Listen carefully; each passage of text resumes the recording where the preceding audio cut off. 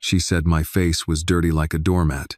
Annie tried to swallow her sobs when Richard Whitmore found her curled up on the back balcony of the mansion. The cold evening wind slipped through her thin sleeves. The vast garden below had already sunk into the pale gray of dusk, but the girl's eyes were still red and wet with tears. "Is that true, sir?" Annie asked softly, her voice catching. "Does my face really look like a doormat to you?" Richard froze. "What?" Annie immediately lowered her head, twisting her hands tightly together. "I'm sorry. I shouldn't have said that." Richard stared at the girl for a few seconds. Then he slowly sat down beside her, as if the strength had gone out of his legs. He lifted a hand to cover his mouth, his eyes widening in shock. "Annie," he said very slowly, trying to keep his voice calm. "Who told you that? Who would say your face was as dirty as a doormat?" Annie pressed her lips together and looked down at the garden below. The flower beds were perfectly trimmed. The rows of trees stood in silence, as if they had heard everything. But the girl did not answer right away. "Annie," Richard called again, this time more gently. "Tell me." After a long moment, she whispered. It was Miss Victoria. Richard's hand, still near his mouth, slowly lowered. Victoria Langford, his fiancée, the woman who always sat beside him at charity dinners, smiling at the right moments, remembering every guest's name, sending thank you cards in elegant handwriting. The woman who had stood beside him through a difficult year, gentle and composed, as if she had brought a new warmth into this house. Richard turned away and looked over the balcony railing, toward the long lawn and the rows of trees surrounding the Whitmore estate. At first, there was no anger on his face, only confusion. "Victoria said that?" he asked. Annie gave a small nod. Richard let out a heavy breath, like a man who had just heard something too impossible to believe. "That doesn't sound like her at all." Annie's expression changed slightly, only slightly. She did not argue. She did not defend herself. She did not try to prove she was right. She simply looked down at her hands. Richard kept staring into the distance, as if trying to find the woman he thought he knew. "Victoria has always seemed kind," he said, almost speaking to himself. "Gentle. She treats me well. She speaks politely to the staff. She asks about Mrs. Bell's knee. She sends flowers when someone in the house is sick. I've seen her be kind to people." Annie swallowed hard. Richard turned back to her. "Are you sure there wasn't some kind of misunderstanding?" Tears welled in Annie's eyes again. She nodded, but this time, the gesture carried a quiet kind of pain. "I heard her clearly, sir." "What happened?" Annie took a trembling breath. "I was cleaning the back hallway near the old storage room. There was oil on the floor, probably from one of the gardening tools leaking. The workers moved some boxes through there yesterday, so dust was everywhere. I tried to clean it quickly before Miss Victoria came through, but I must have gotten dirt on my sleeve. Maybe on my cheek, too." Richard looked down at the sleeve she had used to wipe her tears. There was a faint smear of dust on it and a dark streak of oil. Annie continued, her voice growing softer. "She came in while I was carrying the rags to the laundry room." She stopped.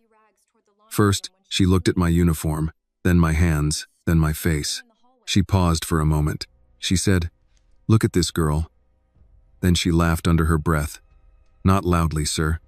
Just," Annie shook her head, as if there were no gentle enough words to describe such cruelty, like I was something filthy she had found in the corner of the house. Richard's jaw tightened. Then she said my face looked like the black doormat in the mansion. After that, she said, even that doormat looked like the cowshed outside. Richard's mouth parted slightly. For a few seconds, he could not say a word.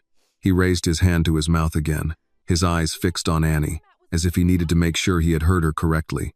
This time, there was no confusion left on his face. It was shock, and behind that shock, shame was slowly rising.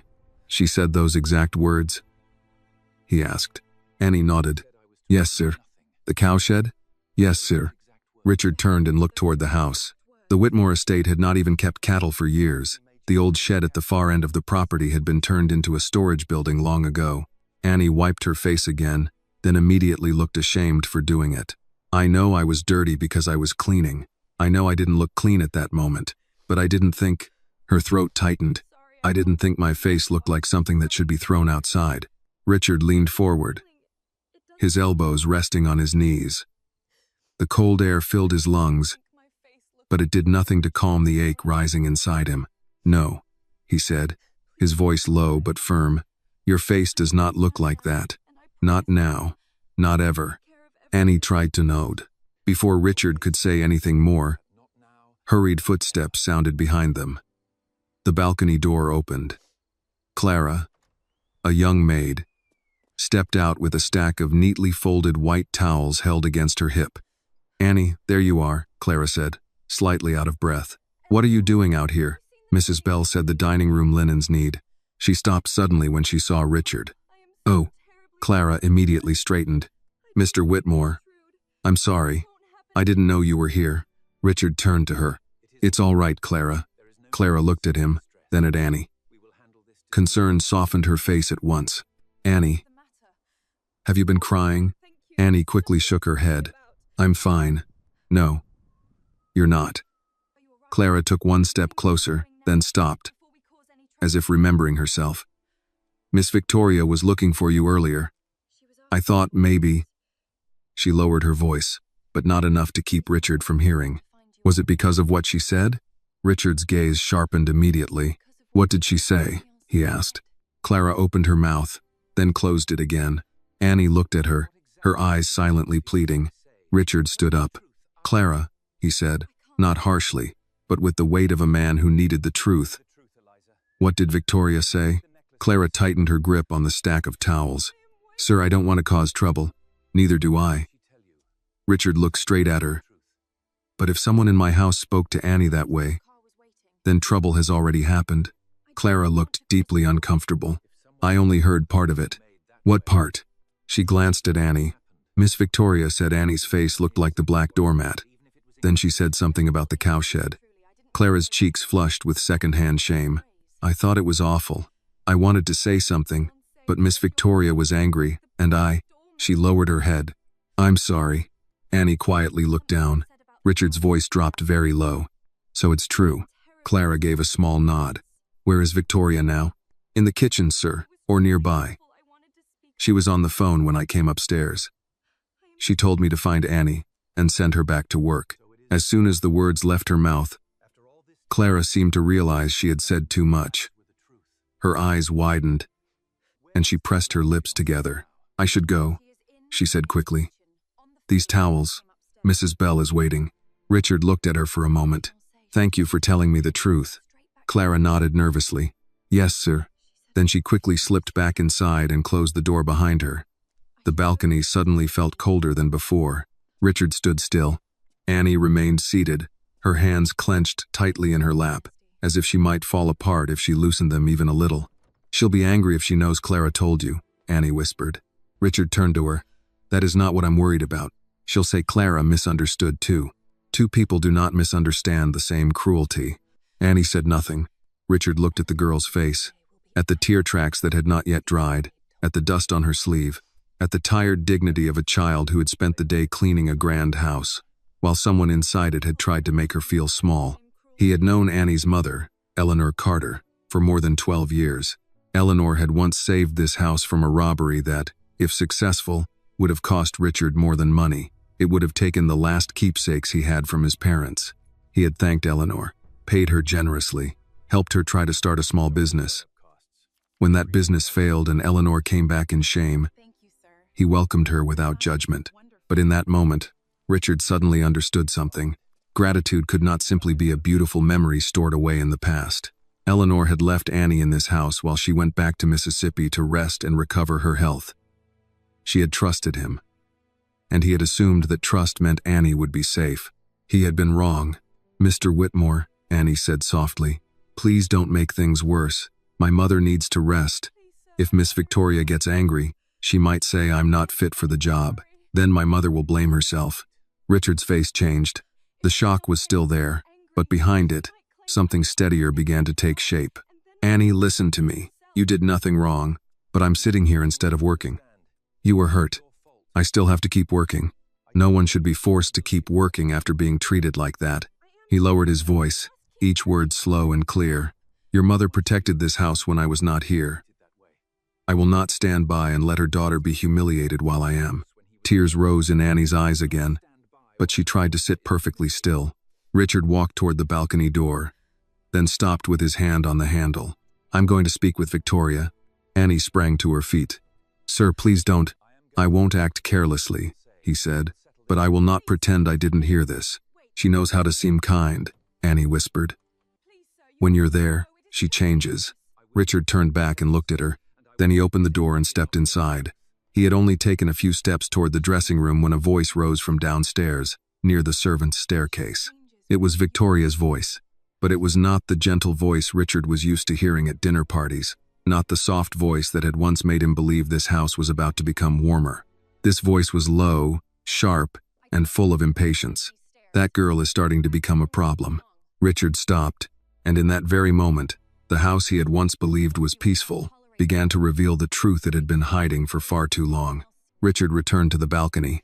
Annie was still standing near the railing, trying to wipe her tear-streaked face with the same sleeve stained with dust and oil. She looked as if she wanted to disappear before anyone in the house realized she had been hurt. "Come inside," Richard said. Annie immediately stiffened. "Sir, I should go back through the servants' hall. I don't want Miss Victoria to see me looking like this." "She has seen enough," Richard replied, "and she has said enough." Annie hesitated at the door. The warmth from the hallway brushed against her face, but her feet did not move. Richard suddenly understood. To Annie, in that moment, the cold balcony outside felt safer than the warm house behind the door. He lowered his voice. "You are not in trouble, Annie." She gave a small nod, though she clearly did not believe him. Still, in the end, she followed him inside. They walked together down the back hallway. Richard moved ahead in his dark suit, quiet but steady. Annie followed a few steps behind him in her dusty work uniform, her hands pressed tightly to her sides as if she were trying to make herself smaller. Richard deliberately slowed his pace so she would not have to hurry after him. "Does your mother know Victoria has spoken to you like this before?" he asked. "No, sir." "Why not?" Annie looked down at the floor as they reached the stair landing. "My mother has already suffered enough. I don't want to place my pain on her shoulders too." Her answer made Richard stop. He placed his hand on the stair railing. The old dark wood had been polished smooth by time, worn down by the hands of so many people. Servants, guests, relatives, and strangers who had passed through this house. Richard had walked up and down those stairs for years. Yet he had rarely thought about the hands that had quietly kept this house running. Hands that cleaned, repaired, cared, and endured. "Your mother once saved this house," he said. Annie looked up at him. "She told me not to talk about that." "I know she would say that." Richard looked at her for a long moment. "And that is exactly why it matters." Annie did not answer. They had just reached the narrow hallway above the kitchen when Victoria's voice rose from below, loud enough to strike the walls and echo back. "I don't care how loyal her mother once was. Loyalty does not mean that girl gets a permanent place in my future household." Annie stopped abruptly. Richard stopped too. Victoria was no longer using her usual soft voice. Her words carried up through the servants' staircase, sharp, irritated, and completely stripped of the polished warmth she always carried into the sitting rooms. A brief silence passed. Then Victoria continued speaking on the phone. "No, you don't understand. Richard gets sentimental about people like that. Eleanor found a few keys years ago, and ever since then he has acted as if that woman saved his life. Fine, she helped him, but he paid her, more than she deserved, honestly. Then he gave her money to open some little food shop, and she lost all of that too." Annie held her breath. Richard turned slightly to look at her. The girl's face had gone still. No tears. No trembling. No reaction. That stillness unsettled him more than crying ever could. Downstairs, Victoria gave a soft laugh. "And now her daughter is here, looking at me with those big wounded eyes, as if I am supposed to pretend she belongs in this place while I'm preparing for my wedding. I want her gone before I move in. I don't need Eleanor's failed child wandering around my house in that apron." If Annie's pain touched your heart, please like this video and leave a comment telling us where you are watching from. Your voice matters here. And if you believe every person deserves dignity and justice, please subscribe to the channel for more powerful stories. A tiny sound escaped Annie's throat, so small it was almost nothing at all. Richard felt something inside him move toward the edge, not his heart. Something colder, something harder. The part of him that had once sat across from liars who smiled politely. the part of him that knew when a mask had fallen, and that there was no use pretending he had not seen the face beneath it. He stepped down one stair. Annie quickly reached out and touched his sleeve. "Please," she whispered. Richard turned back. "She is already angry," Annie said, her voice painfully small. "If she sees me with you, she will say I caused this." Richard lowered his voice. "You did not cause this, but she will say I did." Before Richard could answer, Victoria's voice rose again. "I'll handle it. If Richard asks, I'll say the girl was overwhelmed. Maybe she broke something. Maybe she stole something. People usually believe what sounds reasonable, and girls like Annie always look guilty when they're nervous." Richard's face hardened at once.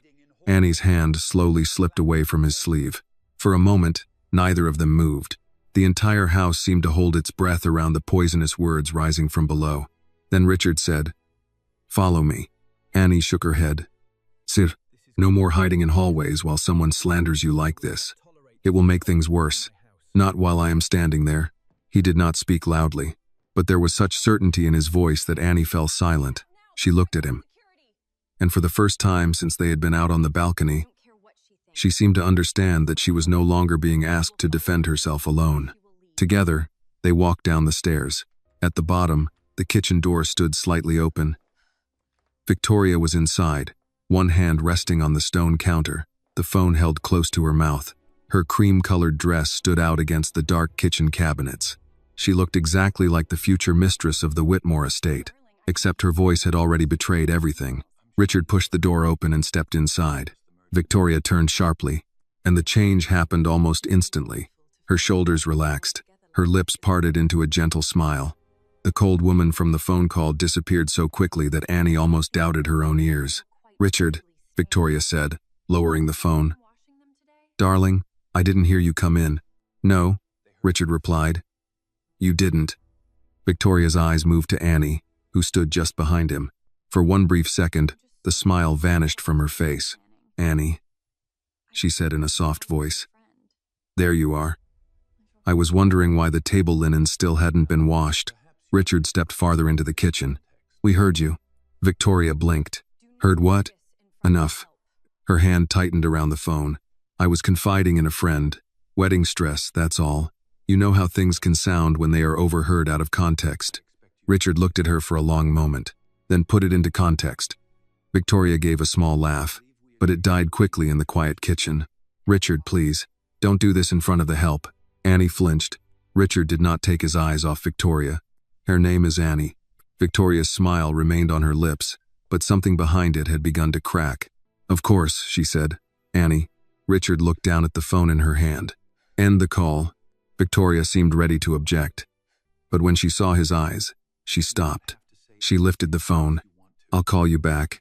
Then she ended the call and placed the phone on the counter. The kitchen suddenly became strangely quiet.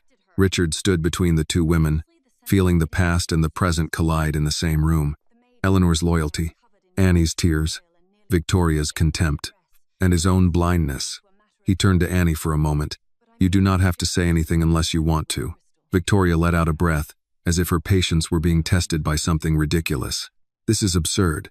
The girl is upset because I corrected her. That's all." She came upstairs covered in dust and oil, and nearly brushed against my dress. "I only told her to be more careful." Richard's voice remained calm. "Did you tell her that her face looked like a black doormat?" Victoria's eyes flickered. "I didn't mean it like that. That is not what I asked." Annie stood still, barely daring to breathe. Victoria looked from Richard to Annie, then back to Richard. Her voice softened, carefully laced with hurt. "I can't believe you are questioning me like this." Richard looked at the woman he had once intended to marry, and at last, he heard the lie beneath every gentle word she had ever spoken. "I'm the one who can't believe it," he said slowly. "That I waited this long to do it." Victoria held Richard's gaze for a moment too long, then looked away first. That small defeat did not soften her. It only made her careful. She placed both hands on the marble island and drew in a slow breath, the way she did before speaking at charity luncheons. Richard had seen that breath before. He had admired it once, thinking it showed grace under pressure. Now he recognized it as preparation. "Richard," she said, "I understand how this looks." "No," he said, "I don't think you do." Annie stood near the kitchen doorway, close enough to hear everything, far enough to leave if fear won. Her face was still marked by tears and the faint smear of oil from her sleeve. She kept her eyes lowered, but Richard could feel how hard she was trying not to shake. Victoria noticed too. Her mouth tightened. "I was frustrated," she said. "The house is under pressure. The wedding is under pressure. People are coming in and out every day, and I am trying to keep everything from falling apart." Richard glanced around the kitchen. The copper pans were hanging in a neat row. The dish towels were folded. The silver tray for dinner service waited near the sink. Nothing was falling apart except the story Victoria wanted him to believe. "You were frustrated," he repeated. "Yes." She touched her fingers to her temple. "And Annie came upstairs looking disheveled, near my gown. It startled me. I said something sharper than I should have." "Sharper?" Victoria looked at Annie, then quickly back to Richard. "Poorly chosen. That is all." Annie's fingers tightened around the edge of her apron. Richard saw it. "Annie, did it sound like poorly chosen words to you?" Annie looked up, startled to be asked. Victoria answered before she could. "She is emotional right now. I don't think she should be pushed into reliving it." Richard did not raise his voice. "I asked Annie." The kitchen went still. Annie swallowed. "No, sir. It didn't sound like an accident." Victoria's eyes cooled. "Of course you would say that now." Richard turned his head slightly. "Careful." "What? I'm not allowed to defend myself?" "You are, but you are not allowed to make her pay for telling the truth." Victoria laughed once, quietly. "The truth. That word is doing a lot of work tonight." Annie lowered her head again. Richard felt his patience narrow. "Tell me what you meant when you said girls like Annie always look guilty when they're nervous." Victoria's face changed. "Not much, just enough. You were listening to my private call. I was walking in my own house. That call was not meant for you. That is the first honest thing you've said." Victoria stepped away from the island, the soft expression gone for a second before she pulled it back into place. "I was speaking carelessly to a friend. People say things when they're upset. People reveal things when they think no one important can hear them." Her cheeks colored. "That is unfair. So was what you said about Eleanor." At the mention of Annie's mother, Annie looked up. Victoria's eyes flicked toward her, then away. "I never insulted Eleanor. You called her a failure. I said her business failed. That is a fact. You used it to reduce her."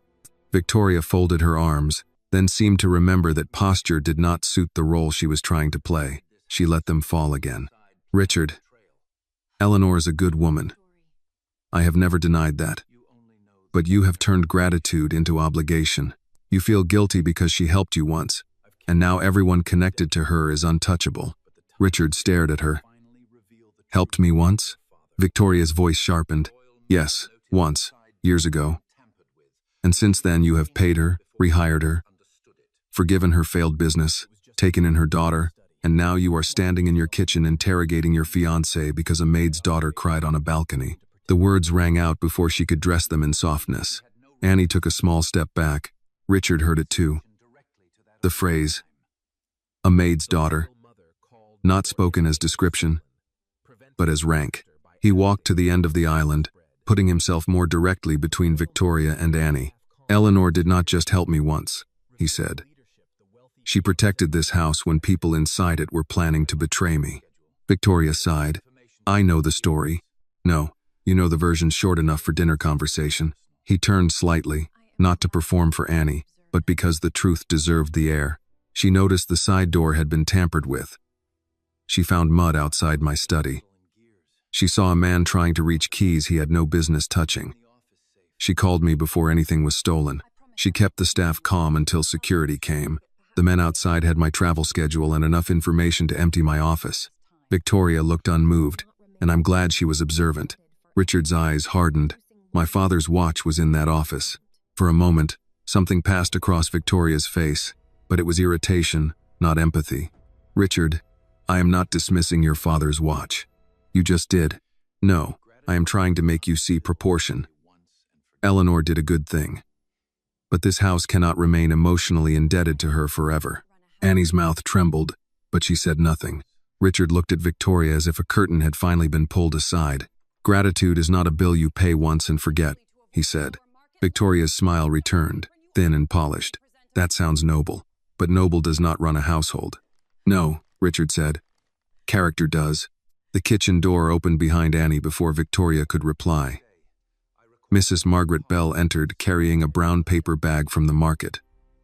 Her silver hair tucked beneath a wool hat. She stopped when she saw all three of them. "Oh," she said, "I can come back." Richard looked at her. "Stay, Mrs. Bell." Mrs. Bell set the bag down slowly. Her eyes moved to Annie's tear-streaked face, then to Victoria's rigid smile, then to Richard. She had worked in enough houses to read a room before anyone explained it. Victoria's voice softened at once. "Margaret, there's no need for concern." Annie became upset over a small correction. Mrs. Bell did not answer immediately. She took off her gloves finger by finger. "A small correction?" she asked. Victoria smiled. "Yes, nothing more." Mrs. Bell looked at Annie. "Is that so?" Annie hesitated. "I don't want to cause trouble, ma'am. That wasn't my question." Richard watched Annie breathe in, then out. "She said my face looked like a black doormat," Annie said, "and that the doormat belonged outside by the cattle barn." Mrs. Bell's face did not move much, but her eyes changed. Victoria gave a tired laugh. "This is becoming theatrical." Mrs. Bell turned to her. "Miss Langford, I have known many women who were tired, stressed, worried about weddings, worried about guests, worried about flowers. I have never known stress to put words like that in a decent person's mouth." Victoria's smile vanished. Richard said nothing. He let the older woman's words stand. Mrs. Bell picked up the market bag again and placed it on the counter. "Annie, your mother raised you to be respectful. Respectful does not mean silent when someone steps on your dignity." Annie looked down, fighting tears. Victoria's voice grew colder. "I don't believe the household staff should be taking sides." Mrs. Bell looked at her plainly. "When one side is cruelty, I don't find the choice difficult." The room went quiet. Richard saw Victoria's mask crack wider. Her eyes were bright now. Angry not because she felt remorse, but because people she considered beneath her had been allowed to speak in front of him. "This is exactly what I mean," Victoria said. "There is no order anymore. Everyone feels entitled to an opinion." Richard answered, "No, everyone is being treated like a person for once." Victoria turned on him. "And what am I being treated like?" Richard held her gaze. "Like someone who needs to explain why she planned to make Annie look guilty before the wedding." Mrs. Bell's eyes moved sharply to Victoria. Annie whispered, "Planned?" Victoria's face tightened. "I did not plan anything." Richard nodded toward the phone on the island. "You said you would make it look like she broke something or took something." Mrs. Bell inhaled softly. Annie did not move at all. Victoria opened her mouth, then closed it. For the first time that evening, she had no ready sentence. Richard looked at Annie. He saw the moment the truth struck her. Not just that Victoria disliked her, but that the woman had been preparing to ruin her if dislike was not enough. Annie's voice came out small. "You were going to tell people I stole?" Victoria recovered just enough to speak. "I said I might need a reason to send you home. That is different." "No," Richard said. "It is not." Victoria turned back to him, anger breaking through now. "You are letting sentiment blind you." Richard's voice dropped. "And you are letting contempt expose you." Mrs. Bell moved closer to Annie, not touching her, but standing near enough to make it clear the girl was not alone. Victoria saw it. Her nostrils flared slightly. "Fine," she said. "You want honesty? Annie is not ready for this house. She is too sensitive, too clumsy, and too attached to a place that was never hers. Her mother had the good sense to know her position. The daughter does not." Annie flinched as if struck. Richard's face went still. Mrs. Bell murmured, "Lord have mercy." Victoria seemed to hear herself, but instead of stopping, she lifted her chin. Richard looked at the woman he had planned to marry, and the last soft memory he had of her loosened its grip. "Say one more word about Eleanor or her daughter being beneath this house," he said, "and you will answer for all of it tonight." Victoria stared at him. Outside the kitchen windows, evening had darkened over the lawn.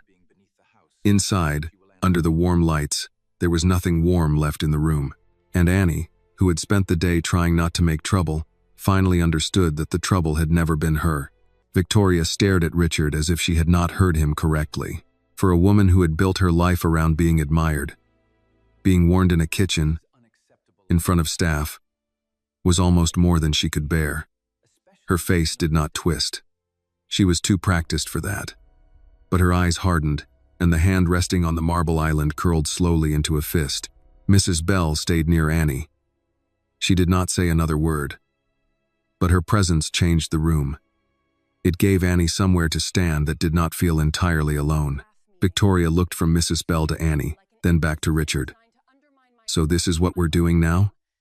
The staff gathers, and I'm put on trial? Richard's voice stayed low. No one gathered. You were heard. I was upset. You were cruel. I was honest. The word came out before she could stop it. Richard's eyes narrowed. Honest? Victoria lifted her chin, and the last careful softness slipped further from her face. Yes, honest. This house has become confused. There are lines in homes like this for a reason. People work here, people live here, people visit here. Those things are not the same. Annie's hands tightened together. Mrs. Bell spoke quietly. Lines are not licenses to humiliate people. Victoria turned to her. Margaret, with respect, you have worked in fine homes long enough to know that familiarity creates problems. Mrs. Bell's eyebrows rose. I have worked in fine homes long enough to know that bad manners often wear pearls. The silence that followed was sharp. Victoria's face flushed. How dare you? Richard did not step in. Not yet. He watched Victoria the way he would watch a witness who had forgotten the question and begun confessing to something larger. Mrs. Bell did not raise her voice. I dare because I am old enough to have seen this before. A woman comes into a house, finds the people who kept it standing before she arrived, and thinks kindness to them makes her small. Victoria gave a tight laugh. This is ridiculous. No, Richard said. It is accurate. Victoria turned on him. You think I came into your life to fight with housekeepers? I think you came into my life pretending to be someone you are not. Her mouth parted. For a second, hurt appeared on her face. But Richard could no longer tell whether it was real or useful. I stood beside you, she said. When you were lonely, when you were tired, when those hospital board dinners bored you half to death, I was there. I made this house feel alive again. You decorated it, Richard said. That is not the same thing. The words struck harder than he expected. Victoria looked as if he had slapped her. But what rose in her was not sorrow. It was offense. I see, she said. So Eleanor is noble. Annie is innocent. Margaret is wise. And I am the villain because I said one unpleasant thing on a stressful day. Annie finally looked up. Her voice was quiet, but clear enough to reach everyone. It wasn't one thing. Victoria's eyes moved to her. Annie swallowed. But she did not look down this time. You said I leave fingerprints on glass I haven't touched. You said my mother was lucky Mr. Whitmore was sentimental. You told Clara not to let me serve in the front room because guests would wonder if the house was short-staffed. Victoria's face tightened. I never said that. Clara's voice came from the doorway. You did, ma'am. Everyone turned.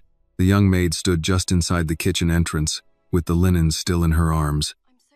She looked frightened, but she did not retreat. I'm sorry. Mrs. Bell asked me to bring these down. I heard my name. Victoria's expression shifted into a warning. Clara, be very careful. Clara held the linens tighter. I am being careful.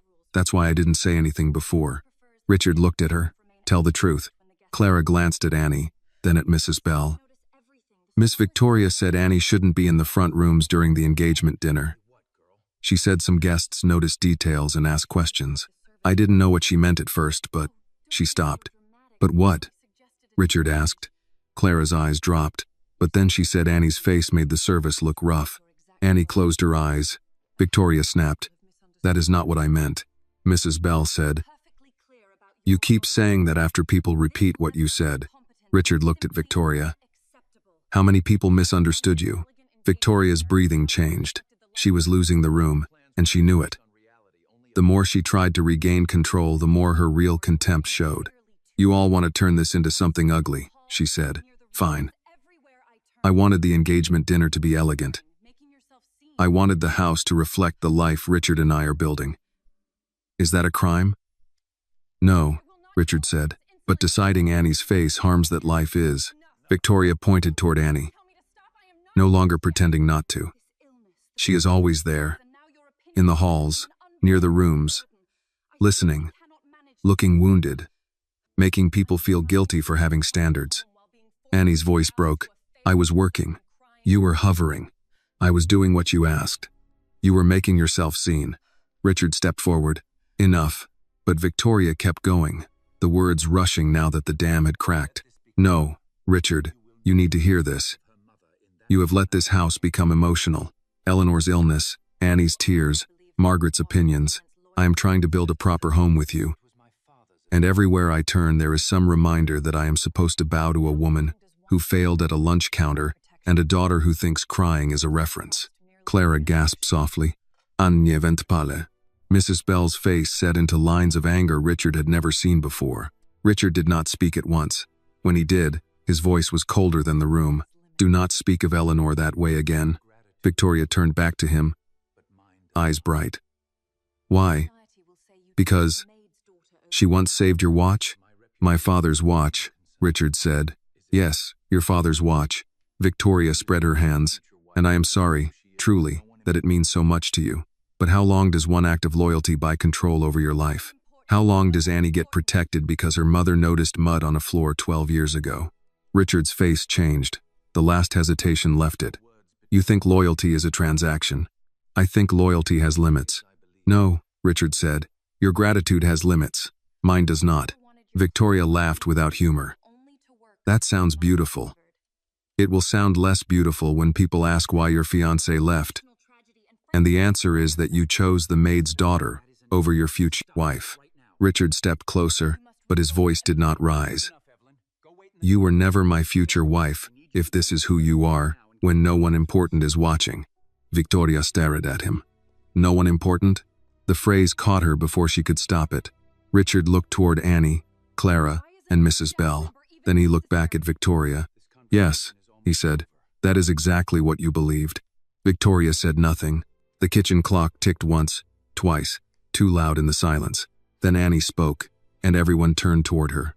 I didn't want your place, she said to Victoria. I didn't want anything from you. I only wanted to do my work until Mama got better.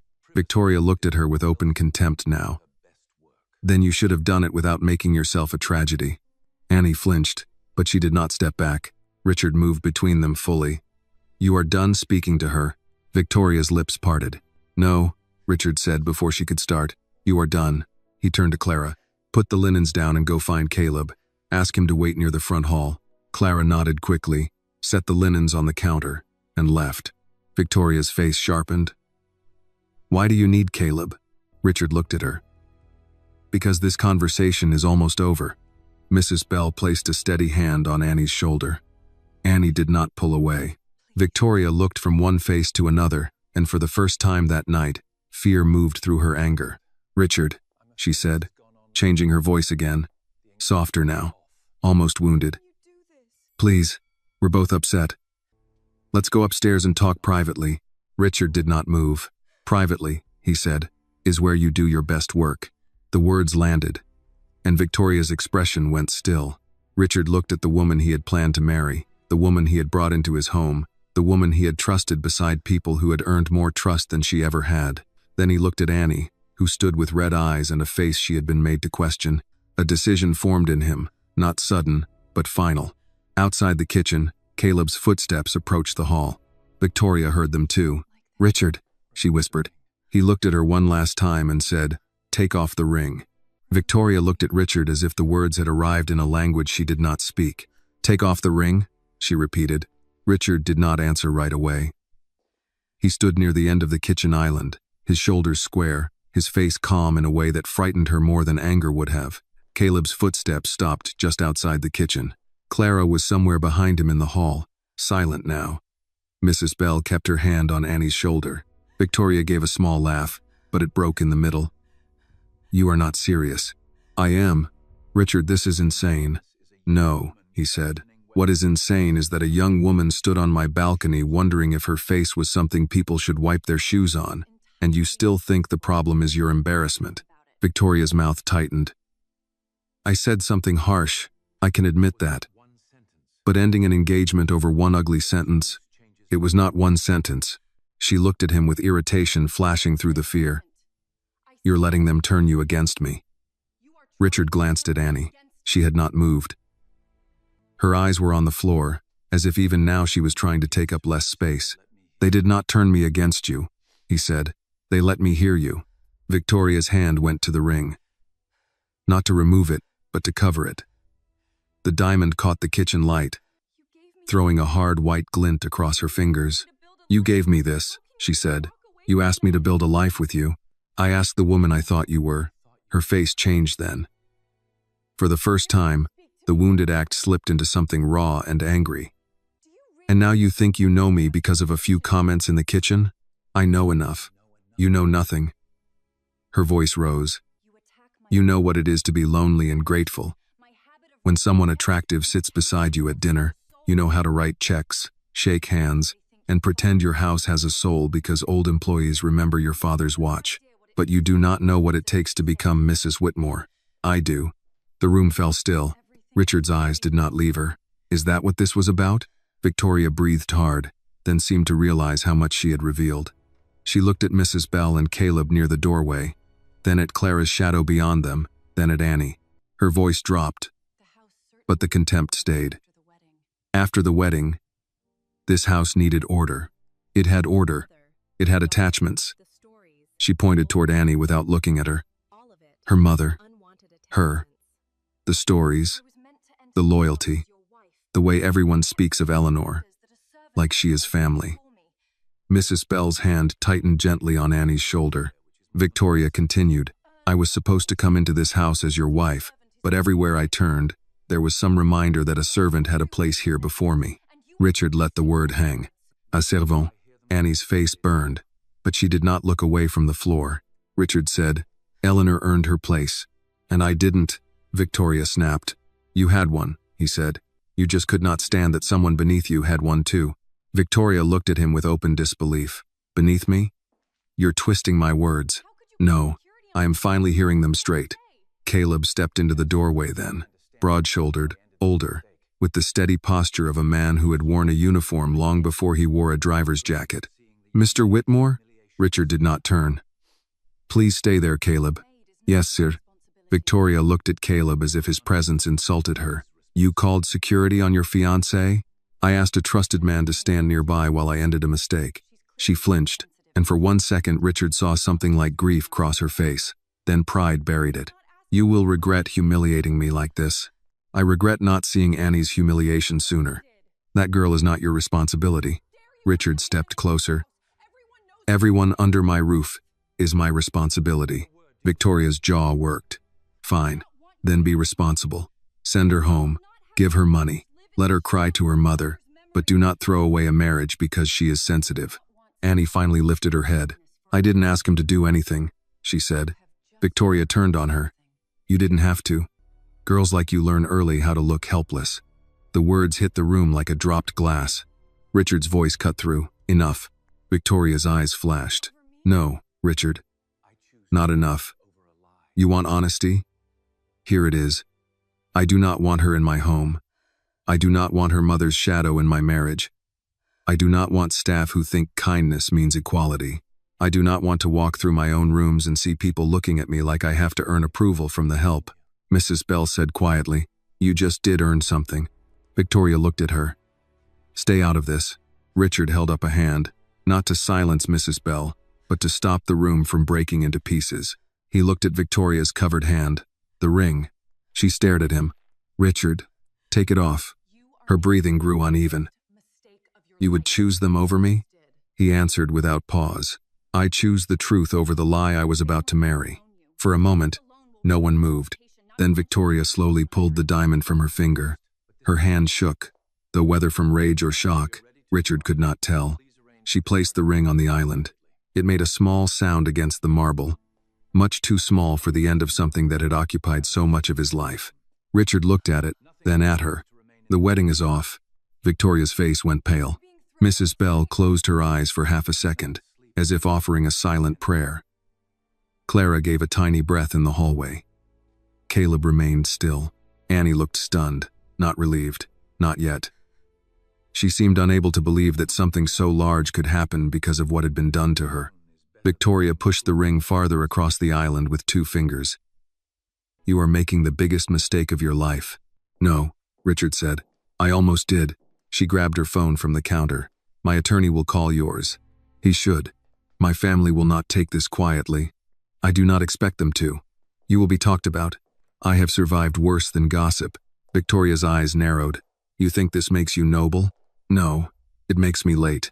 That answer quieted her more than any insult could have. For a second, she had no place to put her anger. Richard turned to Caleb. "Please arrange for Miss Langford's driver to be contacted. If he is not available, have one of our cars take her wherever she wishes to go tonight. Mrs. Bell, please have her personal items packed tomorrow morning and sent through her assistant. Nothing of hers needs to remain here." Victoria's mouth opened. "You're throwing me out tonight?" Richard met her eyes. "You will not sleep under this roof again." The finality in his voice seemed to remove the air from the kitchen. Victoria looked toward the door, then back at him. She understood now that there would be no private conversation upstairs, no tearful repair, no quiet rewriting of the scene. He had heard her. Others had heard her. The mask could not be put back on in the same room where it had fallen. "You will be alone again," she said. Richard nodded once. Better alone than cruel by association. Her face twisted, but only briefly. She gathered herself, lifting her chin as if she were leaving by choice. She walked toward the doorway. Caleb stepped aside, professional and silent. At the threshold, Victoria turned and looked at Annie. For a moment, Annie tensed. Victoria said nothing. That was the first mercy she had offered all night, though it came only because there was nothing left to gain. Then she left. Her heels moved down the hall, sharp against the wood floor, fading toward the front of the house. A door opened. A low exchange followed. Then another door closed. The kitchen remained still. The ring sat on the island between the coffee cups, the folded linens, and the bag of groceries Mrs. Bell had brought in from the market. It looked suddenly small. Richard reached for it, then stopped. He did not want to touch it yet. Instead, he turned to Annie. She was crying again, but differently now. The tears did not come from the same place as before. They came from shock, from release, from fear that had lost its grip too quickly for the body to understand. "Annie," he said. She shook her head.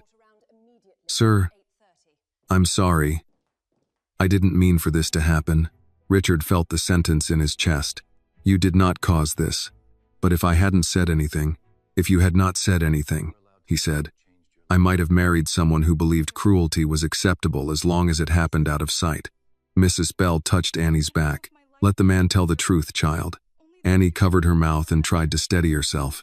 Richard looked around the kitchen at the people who had witnessed the end of his engagement. Clara in the hall. Caleb near the door. Mrs. Bell beside Annie. Each of them had served this house in some way, quietly, faithfully, while he had mistaken silence for contentment. He took a breath. "Please ask everyone on staff to come to the main room," he said to Mrs. Bell. "Tonight." Mrs. Bell nodded. "Yes, sir." Annie looked up quickly. "Mr. Whitmore?" He looked at her, his voice gentler now. "This house needs to hear something from me, and so do you." Mrs. Bell did not ask what Richard intended to say. At her age, she had learned that when a man finally understood his own house, the first words needed to come from him, not from advice. She gave Annie's shoulder one last gentle touch, then turned toward the hall. "Clara, find Mr. Henson in the garden room.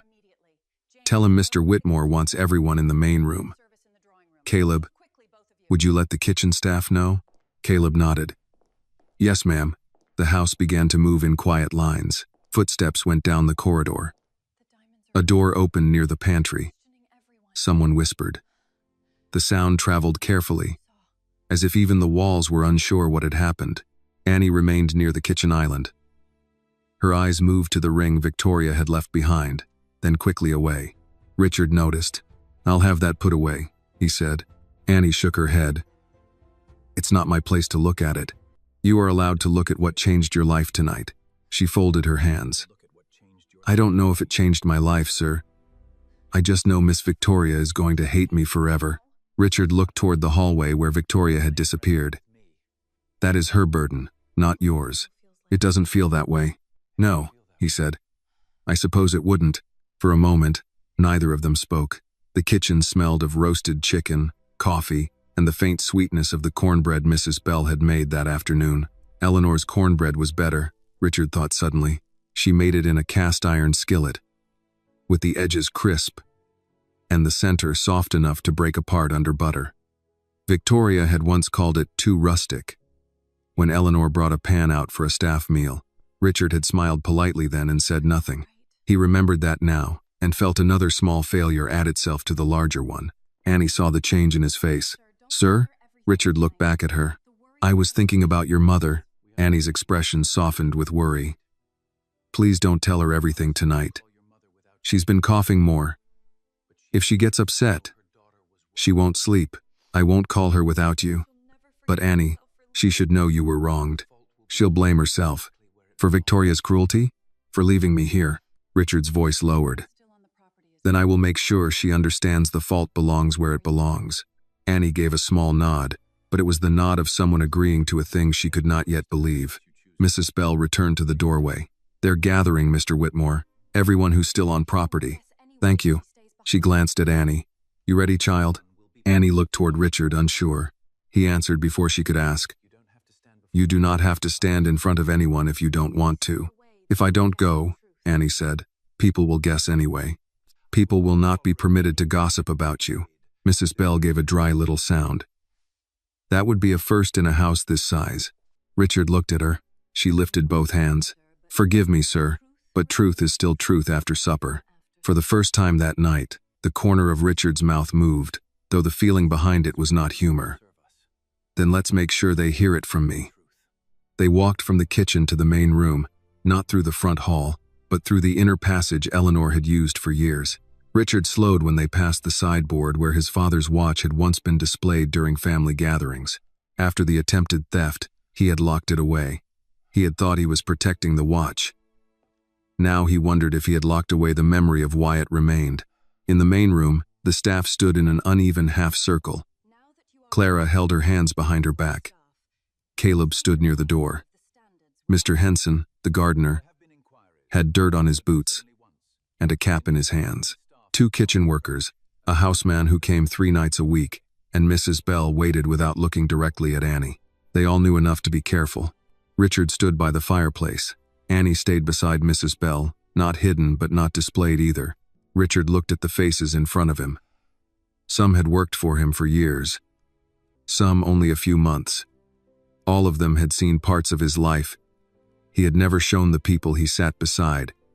At benefit dinners, they had carried trays after funerals, changed sheets after illness, put rooms back together after arguments, and learned to be invisible as a kind of job requirement. He had paid them. He had thanked them. He had believed that was respect. Tonight, he saw the gap. I asked you here because something happened in this house, he said, and because I should have made something clear long before tonight. No one moved. Miss Langford is no longer my fiancée. She has left this estate and will not return. A stir passed through the room, small but unmistakable. Clara looked down. Mr. Henson blinked hard. The kitchen workers glanced at each other and then away. Richard continued, This is not a subject for gossip. It is not a story to be repeated in town, to neighbors, or to anyone who has no right to it. But the reason matters enough that you should hear this from me. Annie's breath caught. Richard did not look at her, not because he had forgotten her, but because he would not turn her pain into a spectacle. Annie was spoken to tonight in a way no person in this house should ever be spoken to. Her appearance, her work, her mother, and her dignity were mocked. I heard enough with my own ears to know the truth. He paused. I also heard plans to place blame on her for something she had not done. This time the room changed more sharply. Mrs. Bell's face tightened. Caleb's jaw moved once. Clara's eyes filled. Richard let the weight of it settle. From this day forward, no one in this house will be treated as less than human. Not because of their work. Not because of their skin. not because of where they come from, how much money they have, or whether their name is on the deed. He looked at each person in turn. If anyone breaks that rule, they will leave the way Miss Langford left tonight. The room was silent. Then Mr. Henson, who rarely spoke inside the house unless asked, cleared his throat. "That's a good rule, sir." Mrs. Bell gave him a quick look. But Richard nodded. "It should have been spoken sooner." Clara's voice came from the side. "I'm sorry, Annie." Annie looked startled. Clara stepped forward half a pace. "I heard things before. Not all of it, but enough. I should have said something." Annie shook her head. "You were scared too." Clara pressed her lips together and nodded. Mrs. Bell turned toward the group. "Then we learn from tonight. Fear makes quiet rooms. It doesn't make clean ones." Richard looked at her. "Thank you, Margaret." She nodded once. "Yes, sir." He addressed them again. "You may return to your work, or go home if your shift is finished. Mrs. Bell will arrange pay for any extra time. Caleb, please make sure Miss Langford's departure is handled respectfully but firmly." "Yes, sir," Caleb said. People began to leave in silence. But it was not the same silence as before. It had a different shape. Less fearful. More aware. Clara touched Annie's arm lightly as she passed. "Mr. Henson gave her a small nod, the kind older men gave when words would embarrass both sides. Annie nodded back. Soon only Richard, Annie, and Mrs. Bell remained in the main room. The fire had burned low. Annie stood with her hands at her sides, looking overwhelmed. Richard walked closer, stopping a respectful distance away. "Annie, I owe you more than a public statement." She shook her head at once. "No, sir. You already did too much." Mrs. Bell murmured. "Let him finish, child." Richard's face softened. "Your mother trusted me.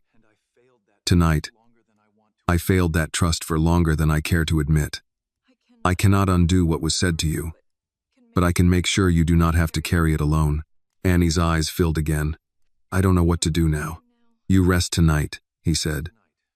"Tomorrow, we talk about getting you home to your mother for a while." Her lips parted. "Home? To Mississippi. If that is what you want."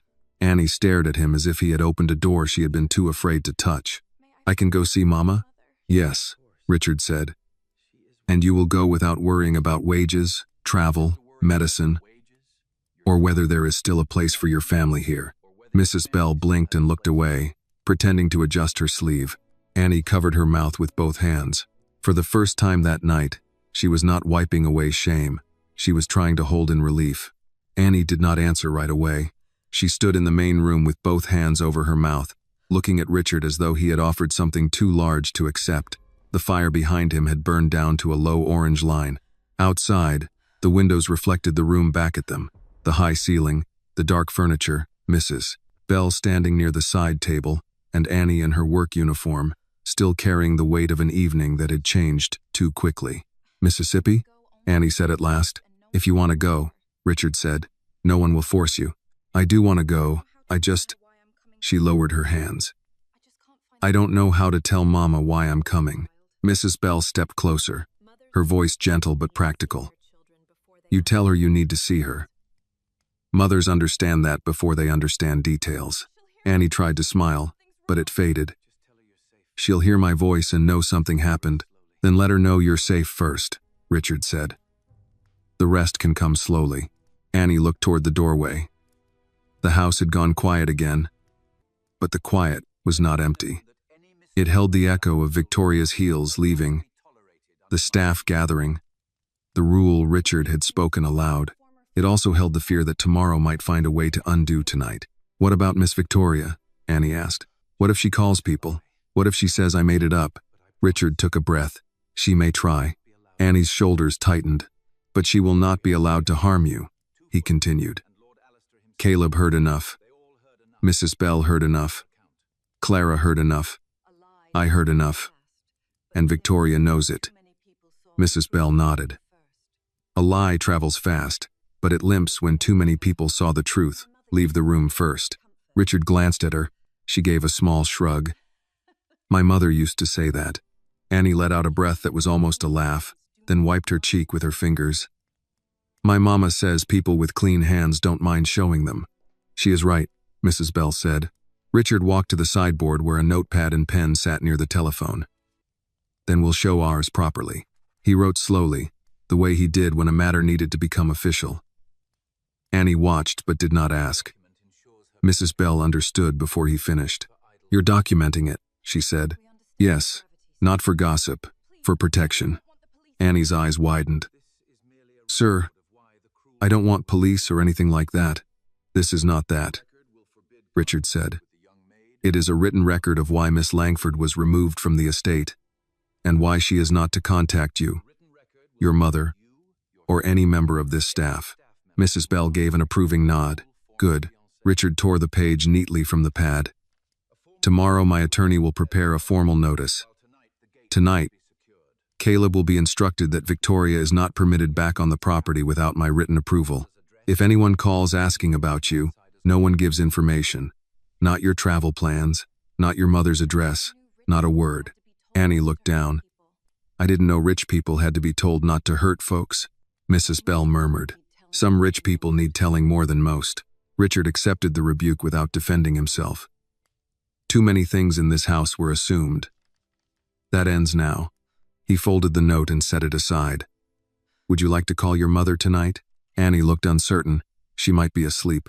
What time is it in Mississippi? Mrs. Bell asked. The same, Annie said, but Mama goes to bed early when her cough is bad. Richard looked at the clock. It was just after 8:30. Annie touched the small silver cross at her neck. Maybe I should wait until morning. If she hears me crying, she'll try to come back. She'll say she's fine even if she's not. Then we wait, Richard said, but you should not sleep in the service room tonight if it makes you uncomfortable. Annie looked startled. Where else would I sleep? Mrs. Bell answered before Richard could. The blue guest room hasn't been used since July. Annie shook her head. No, ma'am. I can't sleep in a guest room. Why not? Mrs. Bell asked. Because I clean those rooms. And tonight one can hold you while you rest. Annie looked helplessly at Richard. He spoke with care. The blue room is available.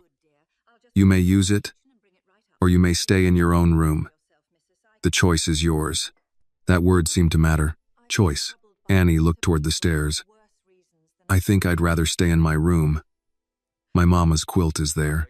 Mrs. Bell's expression softened. Then I'll make tea and bring it down. Chamomile, if Clara hasn't used the last of it. I don't want to trouble you. Mrs. Bell clicked her tongue. Child, I have been troubled by better people than you, and worse reasons than tea. Annie smiled a little despite herself. Richard felt the room ease by one small degree. Caleb appeared at the doorway. He removed his cap, though he was inside and had no need to. Mr. Whitmore, Miss Langford has left the property. Her driver came. I watched the car pass the gate. Richard nodded. Thank you. She asked if she could return tomorrow with her assistant. No. Her assistant may coordinate with Mrs. Bell and my attorney. Victoria is not to enter the grounds. Yes, sir. Caleb's eyes moved to Annie briefly. Not with pity, which Annie might have hated, but with a quiet kind of respect. Miss Annie, if anybody bothers you on the way to Mississippi, you call the house. I'll come get you myself. Annie blinked. Thank you, Mr. Caleb. He nodded once. Your mama always made sure I got coffee before winter drives. Least I can do. After he left, Annie turned her face away, overcome again by kindness arriving from places she had not expected. Richard picked up the ring from the kitchen earlier, only after Mrs. Bell brought it in wrapped in a napkin. He placed it in a small drawer of the sideboard without looking at it long. That should have meant something better, Annie said quietly. Richard closed the drawer. It meant what I failed to examine. She looked at him, unsure. I wanted peace, he said. Victoria looked like peace from a distance. Mrs. Bell said, from a distance, even a locked gate can look like welcome. Richard looked toward the hallway where Victoria had left. I should have seen it sooner. Annie shook her head. She was different around you. That explains how I missed it. It does not excuse that I did. Annie did not know what to do with a man like Richard apologizing twice in one night. Men with his kind of money usually explained themselves. They did not stand in their own living room and admit fault in front of people who worked for them. Mrs. Bell broke the silence with mercy. Annie, go wash your face. Not because there's anything wrong with it, but because tears dry tight on the skin. I'll bring tea in 10 minutes. Annie nodded. She took a few steps, then stopped and turned back to Richard. Sir? Yes? When I go home, will Mama still have a job? Richard answered at once. If she wants it, and if she does not, she will still have my support. Annie's lips parted. Why? Because she earned more than wages here. Annie looked down, then back up. She always said you were a fair man. Richard felt the words more sharply than praise should have landed. Tonight I became a little closer to one. Annie held his gaze for a second, then nodded. She went toward the service hall, not rushing this time. Mrs. Bell watched her leave. She'll cry once she's alone. I know. Let her. Some tears are poison leaving. Richard stood by the fireplace and looked at the room Victoria had wanted to claim. It had heavy curtains, old books, family photographs, and furniture chosen long before she knew his name. Yet for months, he had allowed her taste to cover parts of it, replacing lived-in things with pale flowers, bright fabrics, and arrangements no one dared touch. Margaret, he said, using Mrs. Bell's first name for the first time that night, I need you to tell me something honestly. She folded her hands. I'll try. How much did I miss? Mrs. Bell's eyes lowered, not out of fear, but sadness. Enough. He nodded slowly. She was careful, Mrs. Bell said. Always careful around you, but careful cruelty still leaves marks.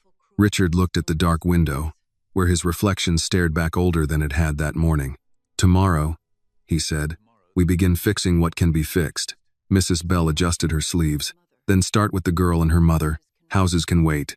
Richard turned toward the service hall where Annie had gone.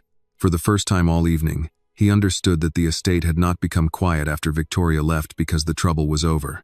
It had become quiet because truth had finally entered. And truth, unlike cruelty, did not need to shout. Annie did cry once she was alone.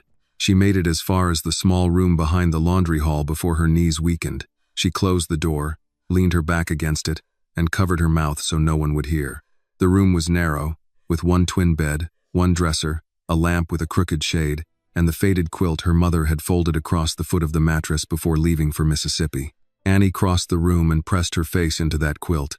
It smelled faintly of lavender soap and home. For a while she did not think. She only breathed through the pain of the day. Victoria's words still moved through her mind, but they no longer stood alone. Richard's voice stood beside them now, Mrs. Bell's hand on her shoulder. Clara's apology, Caleb saying he would come get her if anyone bothered her. None of it erased the hurt, but it kept the hurt from becoming the only truth. A soft knock came at the door. Annie? Mrs. Bell called. It's me. Annie sat up quickly and wiped her face. Come in, ma'am.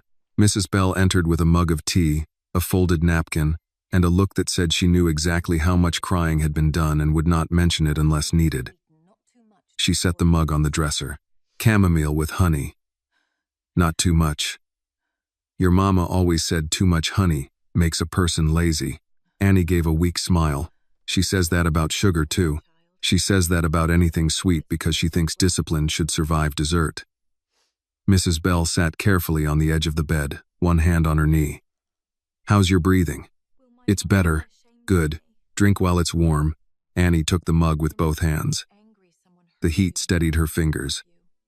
For a moment, they sat in the kind of silence older women knew how to make safe. Then Annie said, Do you think Mama will be ashamed? Mrs. Bell looked at her. Of you? Of all this? Of me crying in front of Mr. Whitmore? Of people knowing? Your mother will be angry, someone hurt you. She will not be ashamed of you. She told me to keep my head down. She also told you your dignity wasn't for sale. I heard her say it more than once.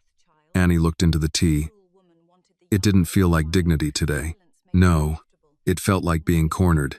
Annie nodded, and her face folded again, though she held the tears back this time.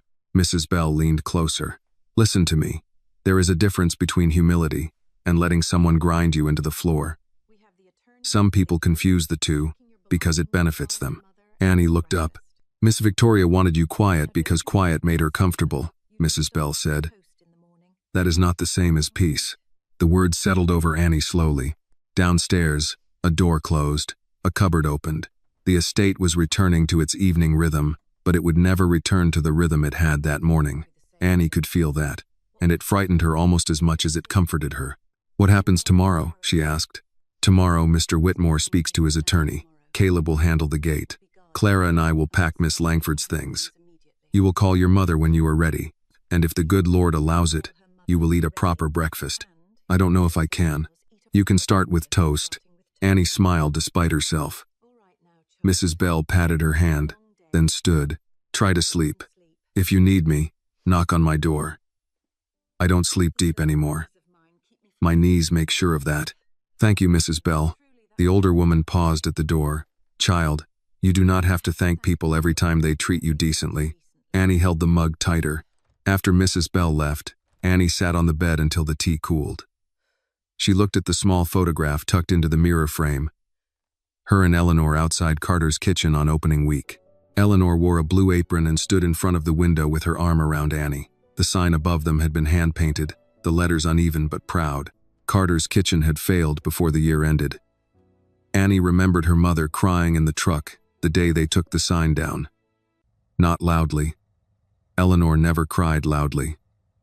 She sat behind the steering wheel, hands in her lap, and said, "A dream can fail, and still have been worth trying."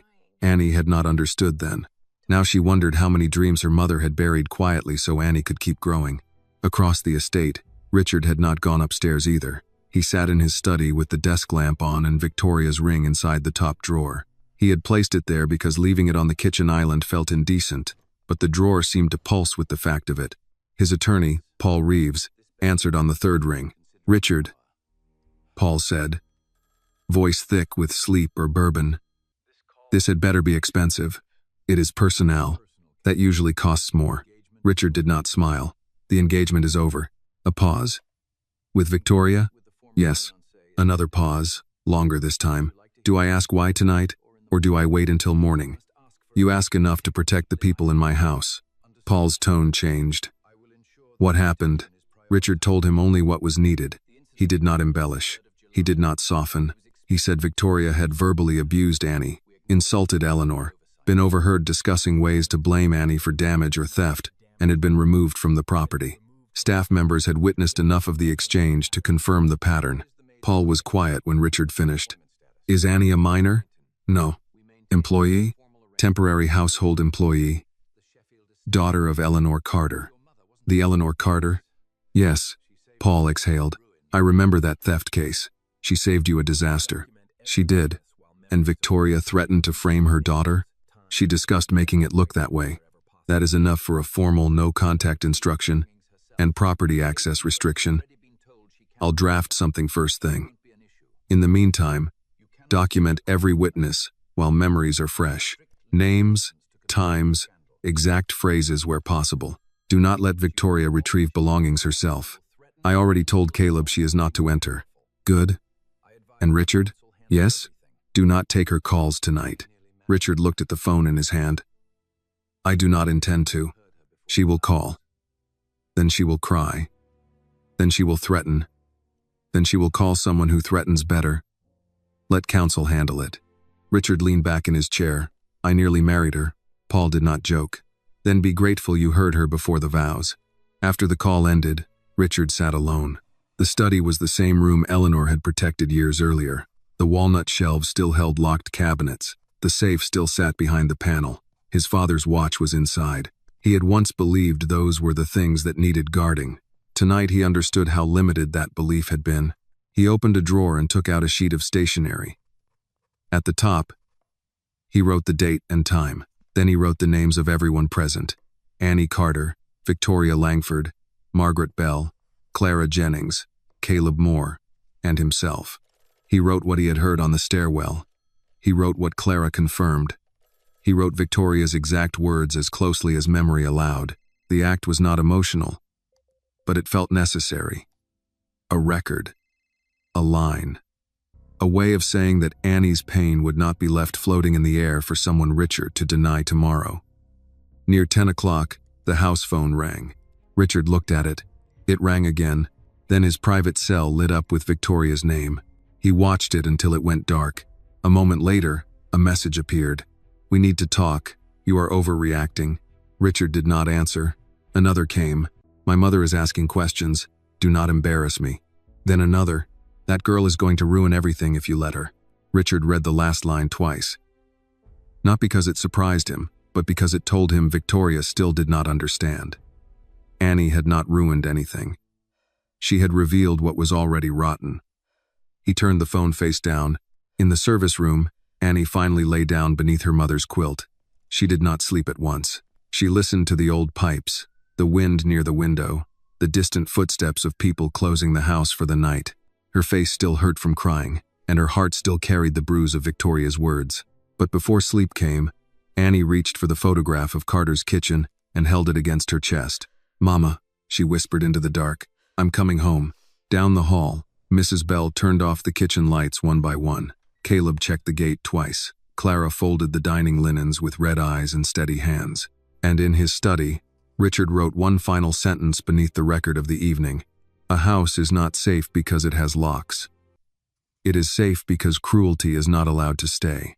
Morning came with a thin gray light over the estate. Annie woke before the alarm on the small table beside her bed. For a few seconds, she forgot where she was in the story of her own life. She heard the pipes in the wall, the wind moving along the narrow window, the faint hum of the refrigerator down the hall. Then she saw her mother's quilt pulled up to her chest and the photograph of Carter's kitchen beside her pillow, and everything returned. Victoria's voice, Richard's face, the ring on the kitchen island, the staff standing in the main room, the words Richard had spoken so everyone could hear. "No one in this house will be treated as less than human." Annie lay still and let that sentence settle again. It did not make her cheerful. Nothing about the morning felt cheerful, but it gave her enough strength to sit up. She washed her face at the small sink near the laundry room. The mirror above it was old, with a dark line at one corner where the glass had begun to silver. She looked at herself for longer than usual. Her eyes were swollen from crying. There was still a faint shadow where oil had smudged her cheek the day before, though she had scrubbed it twice. For a second, Victoria's words tried to come back. Annie reached for a clean towel, pressed it gently to her face, and whispered. No, it was not loud. It was not brave in the way people in movies were brave, but it was hers. When she entered the kitchen, Mrs. Bell was already at the stove, wearing her blue cardigan and stirring oatmeal in a small pot. Clara sat at the table with a mug of coffee, looking as if she had not slept well either. Mrs. Bell turned. "There she is. Sit down before you decide work is more important than breakfast." Annie paused in the doorway. "I can help. You can help by sitting." Clara pushed out the chair beside her. "Please. If you don't sit, Mrs. Bell will start quoting her mother, and none of us are strong enough for that this early." Mrs. Bell gave Clara a look over her shoulder. "My mother raised 8 children and buried 2 husbands. Her quotes have earned their place." Annie sat, and despite everything, a small smile came. Mrs. Bell placed a bowl in front of her, then added a spoonful of brown sugar and a little milk. "Eat what you can." Clara looked down at her coffee. "Annie, about last night. You already said sorry." "I know. I just keep thinking of all the times I heard things and pretended I didn't." Annie held the spoon but did not eat yet. "You were scared. That doesn't make it right." "No," Mrs. Bell said, setting another bowl down. "But guilt is only useful if it changes what you do next." Clara nodded. "It will." Before Annie could answer, Caleb appeared at the kitchen door with his cap in one hand and a folded newspaper in the other. "Morning," he said. Mrs. Bell looked at him. "You eat? Coffee in the garage. That is not eating. It is when you're 53 and in a hurry." Mrs. Bell made a sound of disapproval but let him live. Caleb looked at Annie. "Gate's been quiet. Miss Langford's assistant called at 7. Mr. Whitmore told me to direct all calls to his attorney." Annie's spoon stopped halfway to her mouth. "She called already?" Her assistant did. Polite voice. "Hard questions?" Caleb folded the newspaper and tucked it under his arm. "Don't worry. She got no answers." Mrs. Bell said. "People who are used to doors opening for them get confused when one stays shut." Annie looked toward the hall. "Is Mr. Whitmore awake?" "Been awake," Caleb said. Study light was on before dawn. Richard had not slept much. He had tried, briefly, then given up when the same images kept returning. Annie wiping her face with her sleeve. Victoria saying that people believed certain stories about girls like her. Eleanor standing in his study with stolen keys wrapped in a towel. By 6:30, he was at his desk with Paul Reeves on the phone. By 7, he had sent written instructions to the gatehouse, the household office, and his attorney. By 8, he had a printed statement in front of him, not for the public, but for record. Victoria Langford was no longer permitted on Whitmore property. No staff member was to discuss Annie Carter or Eleanor Carter with outside callers. All property transfer would be handled through counsel. At 8:15, his private phone rang again. Victoria. He watched it light up. This time, instead of letting it die, he answered and said only, "Paul Reeves is handling all communication." Victoria's voice came fast. "Richard, don't you dare hide behind an attorney. I am not hiding. I am setting boundaries." "Boundaries?" She laughed bitterly. "You embarrassed me in front of servants. I ended an engagement in front of witnesses. You have no idea what my family is saying. I do not care what your family is saying." There was a small silence. Then her voice softened, as if she had decided to try a different door. "I was upset. I said things badly. You know me better than this." Richard looked at the paper on his desk, at the line where he had written Annie's exact words. "No," he said. "I know you better now." Victoria's breath caught. "You're going to regret treating me like some disposable woman. I treated you like a woman responsible for her words. She is staff, Richard. And there it is again." Victoria went quiet. Richard said, "Do not contact Annie. Do not contact Eleanor. Do not contact my staff.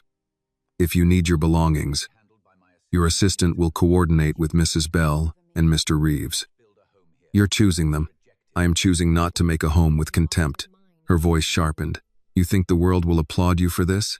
They will say you lost your mind over a maid. Let them say what they need to. I know what I heard." He ended the call before she could answer. For a long moment, he sat with the phone in his hand. He did not feel triumphant. He felt tired, older, and clearer than he had the day before. A knock came at the study door. "Come in." Mrs. Bell entered with a tray. Black coffee, toast, eggs he knew he would barely touch. "You need food," she said. "I need Annie to call her mother. She's eating now. A little. Good." Mrs. Bell set the tray on the desk and noticed the papers. "Will there be trouble?" "Likely. From Miss Langford? From her family, her friends, possibly the press if she wants sympathy." Mrs. Bell's mouth tightened. "And Annie will not be exposed to any of it if I can help it." Mrs. Bell studied him. "You can help more than most men." Richard accepted that without pride. "I should have helped sooner." "Yes," she said. He looked up. Mrs. Bell did not soften the truth. "But sooner is gone. Today is still here." Richard nodded slowly. "Please ask Annie to come in when she is ready. Not as an employee. I want to discuss her travel and her mother's care. I'll tell her." As Mrs. Bell turned to leave, Richard opened the top drawer and took out a small wooden box. It had sat there for years, moved twice from one desk to another but never thrown away. Mrs. Bell saw it and paused. "Is that what I think it is?" Richard opened the lid.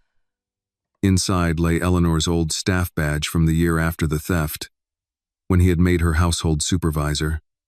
The brass had dulled with time, but her name was still clear. Eleanor Carter. "I kept it," he said. "She thought she lost that. She left it behind when the restaurant opened. I meant to return it. Then the business failed, and I thought giving it back might hurt her pride." Mrs. Bell looked at the badge. "Pride is a tender thing when life has already bruised it.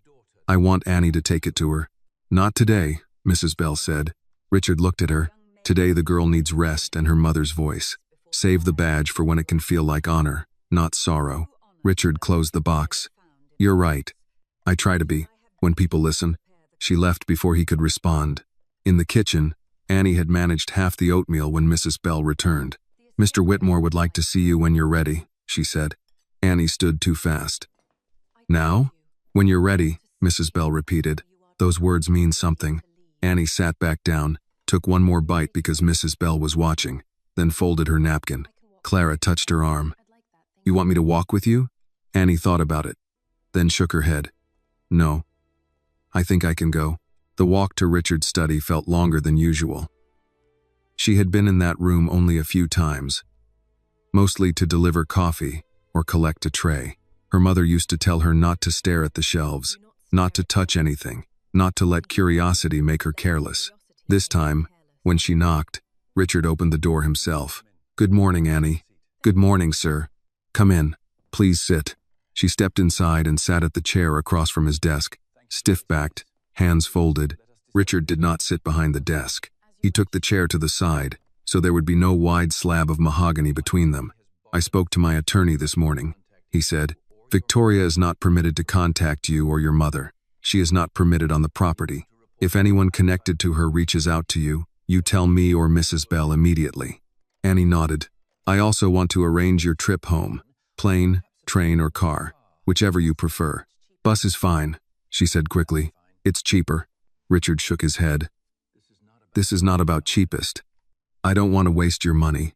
Annie, after what happened in this house, comfort is not waste." She looked down at her hands. He continued, "I will cover your wages while you are away. Your mother's medical costs as well. If she needs a specialist, we will find one. If she needs time, she will have it. If she decides she cannot return to work, she will not be abandoned." Annie's eyes filled, but she blinked hard. "She won't want charity. Then we will not call it charity. We will call it what it is, a debt of honor long overdue." Annie looked at him, and something in her expression loosened. "Can I call her now?" she asked. Richard reached for the phone on the desk and turned it toward her. "Of course." Annie's fingers trembled as she dialed the Mississippi number from memory. It rang 4 times. Then Eleanor's voice came through, tired but warm. "Hello?" Annie closed her eyes. "Mama," she said, and the word broke in half before she could hold it together. "Mama," Annie said again, but the second time it came out smaller. On the other end of the line, Eleanor Carter went quiet, not confused.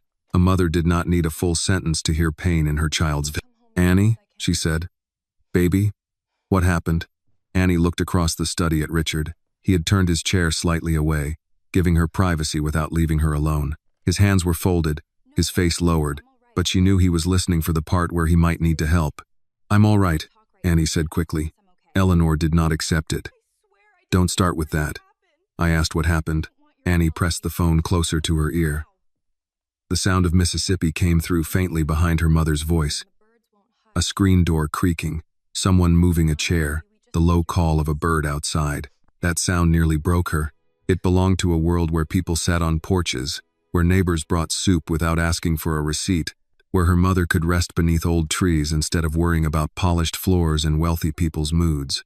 "Mama," Annie said, "can I come home for a little while?" Eleanor's breathing changed. "Are you hurt?" "No, not like that." "Did you get sick?" "No, Mom." "Did somebody put hands on you?" "No." Annie closed her eyes.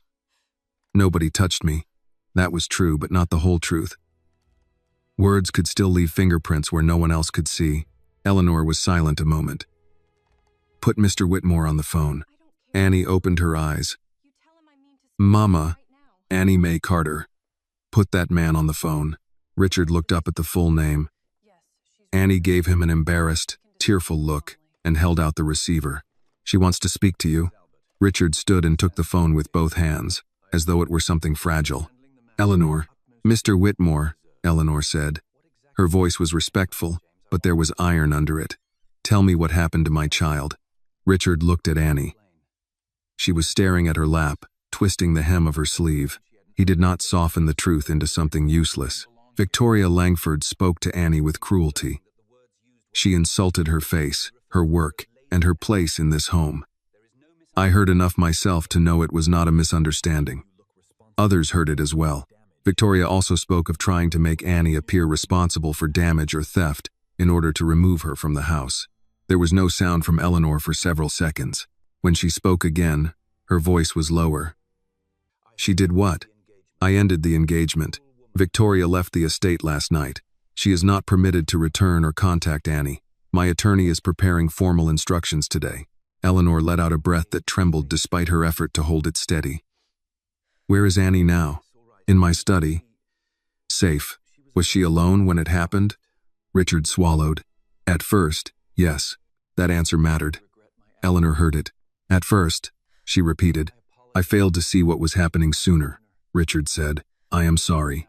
Annie looked up. She had never heard him sound like that on a business call, not even once. Eleanor did not rush to forgive him. She was too honest for that. I left her there because I trusted your house, she said. I know. And because I trusted you. I know that too. A long pause followed. Then Eleanor coughed, turning away from the phone. The sound was deep and tiring. Annie's face changed instantly. She reached for the receiver, but Richard lifted a hand, gently, asking for one moment. Eleanor, he said. Annie wants to come home. I would like to send her today or tomorrow. Whichever is best for you. I will cover the travel, her wages while she is away, and your medical expenses. If you need care beyond what you're receiving, I will arrange it. I don't want charity, Mr. Whitmore. I am not offering charity.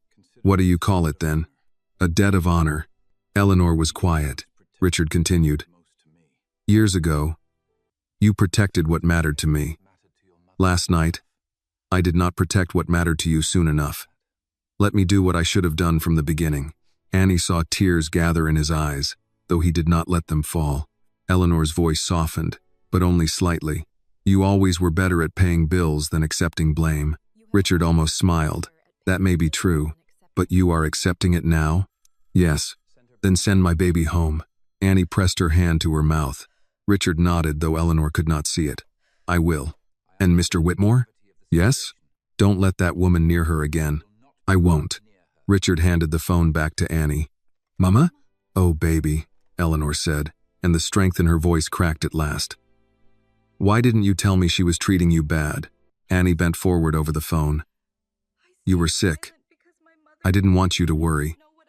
I am your mother. Worrying is part of the job.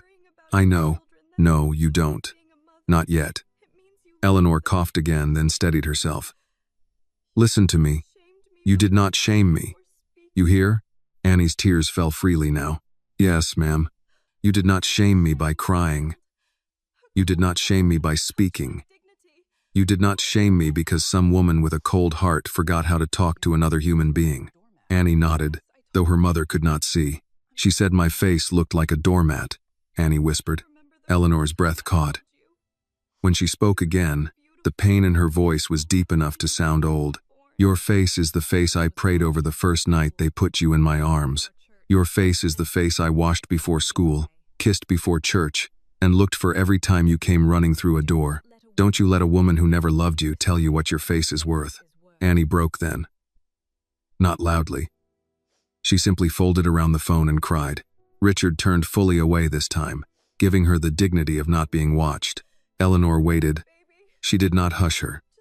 She let her cry, the way mothers sometimes do when a child has held pain too long.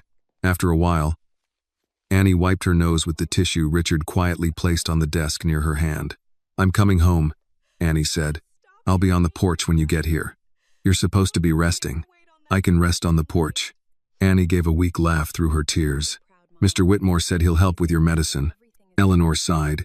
We'll talk about that. Mama, I said we'll talk, didn't I? That means I might say yes after I make sure my pride gets a chair in the room. Annie smiled for real this time. When the call ended, she held the receiver a moment longer before placing it down. Richard turned back. How is she? Angry, Annie said. Tired, trying not to sound scared. That sounds like Eleanor. She said I can come home. Then we'll make the arrangements. Annie nodded, then looked around the study. The walnut shelves, the desk, the locked cabinet where Richard kept things important enough to protect. Her eyes rested on the place behind the shelves where she knew the safe was hidden. Her mother had once saved this room from thieves. Last night, Richard had saved her from being made into one. Mr. Whitmore, she said. Did Miss Victoria really plan to say I stole? Richard's face grew serious. She said enough for me to believe she was willing to. Annie took that in slowly. People might have believed her. Yes, he said. Some people might have. Because of how I look? Richard did not answer quickly. He would not insult her with a lie. Because some people are too ready to believe the worst about those with the least power, he said. And because prejudice often looks for a story to hide behind. Annie looked down at her hands. Mama always said a good name is all some folks have. She's right. What happens to mine? Richard leaned forward. We protect it. How? With records, with witnesses, with the truth spoken plainly. and by making sure you never have to stand alone against a lie that was built before you entered the room. Annie nodded, but he saw how tired she was. The night had taken more from her than sleep could repair in one morning. He stood. You should rest for the remainder of the day. Mrs. Bell will help you pack only what you want to bring. The rest can follow later. I can finish the laundry first. No. She blinked. Richard's voice softened. That was not a request. The laundry can wait. Your mother cannot. Annie's chin trembled again, but this time she managed to hold steady. Thank you, she said. He hesitated, then opened the side drawer and took out the small wooden box Mrs. Bell had warned him about. He did not hand it to Annie yet. He only set it on the desk between them. This belonged to your mother, he said. I was going to give it to you today, but Mrs. Bell advised me to wait until it felt like honor instead of sorrow. Annie looked at the box. What is it? Her old household supervisor badge, from after the theft. Annie touched the lid lightly but did not open it. Mama thought she lost that. I kept it safe. She'll cry. I know. Annie smiled a little. She'll pretend she isn't. I know that too. Richard closed his hand over the box gently. When you leave, take it with you. Not as payment. As proof that your mother's name has never been small in this house. Annie looked at him then. Really looked at him. And for the first time since he had found her on the balcony, her eyes held something stronger than hurt. Can I tell her you said that? Yes, Richard said. Please do. A knock sounded at the study door. Mrs. Bell opened it halfway. Travel options, she said. There's an afternoon flight to Jackson, or an overnight train if Annie prefers not to fly. Annie looked at Richard, then at Mrs. Bell. The train, she said softly. Mama always liked trains. She says you can think better when the world goes by slow. Mrs. Bell smiled. Then the train it is. Richard nodded. Book a private roomette. Annie started to protest. He raised one hand. Comfort is not waste. She closed her mouth, remembering the words from earlier. Mrs. Bell looked pleased. Good. She's learning. Richard stood by the desk as Annie rose. Before she left, she turned back. Sir? Yes? Last night, when I asked if my face looked like that, I think part of me was afraid you'd hesitate. Richard felt the weight of that honesty. I'm sorry the world gave you reason to fear that. Annie nodded once. Then she followed Mrs. Bell out, walking slower than usual, not because she was weak, but because for the first time in that house, she was not trying to rush herself out of sight. Mrs. Bell did not take Annie straight back to the service hall. She led her first to the kitchen, where Clara had already cleared the breakfast bowls and laid a clean towel across the table. The room looked ordinary again in the morning light, and that almost made Annie uneasy. Only a few hours earlier, Victoria had stood near the marble island with Richard's ring on her finger and contempt in her voice. Now the island held a pitcher of water, a basket of apples, and Mrs. Bell's notebook open to a list written in careful script. Sit, Mrs. Bell said. Annie obeyed before she remembered she was no longer being ordered around the same way. Clara looked up from the table. Train leaves at 4:20. Mrs. Bell called the station. Mr. Whitmore's office is handling the ticket. Annie blinked. Already? Mrs. Bell tapped the notebook. When a woman decides to send a girl home to her mother, she does not hold a committee meeting. Clara added, private roomette, like Mr. Whitmore said. It connects through Memphis. Then Jackson. Caleb will drive you to the station.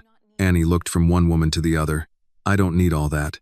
Mrs. Bell gave her the look Eleanor used to give when Annie tried to argue with medicine. Need and deserve are not always the same word, child. Annie lowered her eyes. I just don't want anyone thinking I'm taking advantage. Clara's face softened. Of what? A safe ride home? Annie did not answer. The fear was old and familiar. Take too much, and people called you greedy.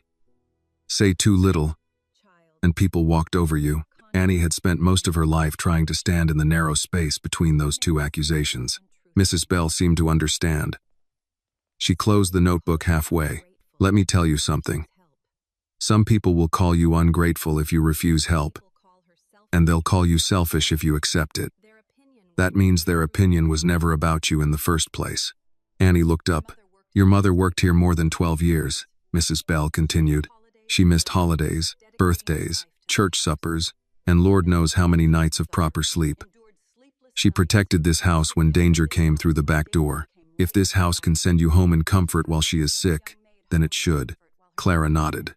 And if anybody says different, they can fold their own linens. A small laugh slipped out of Annie before she could stop it.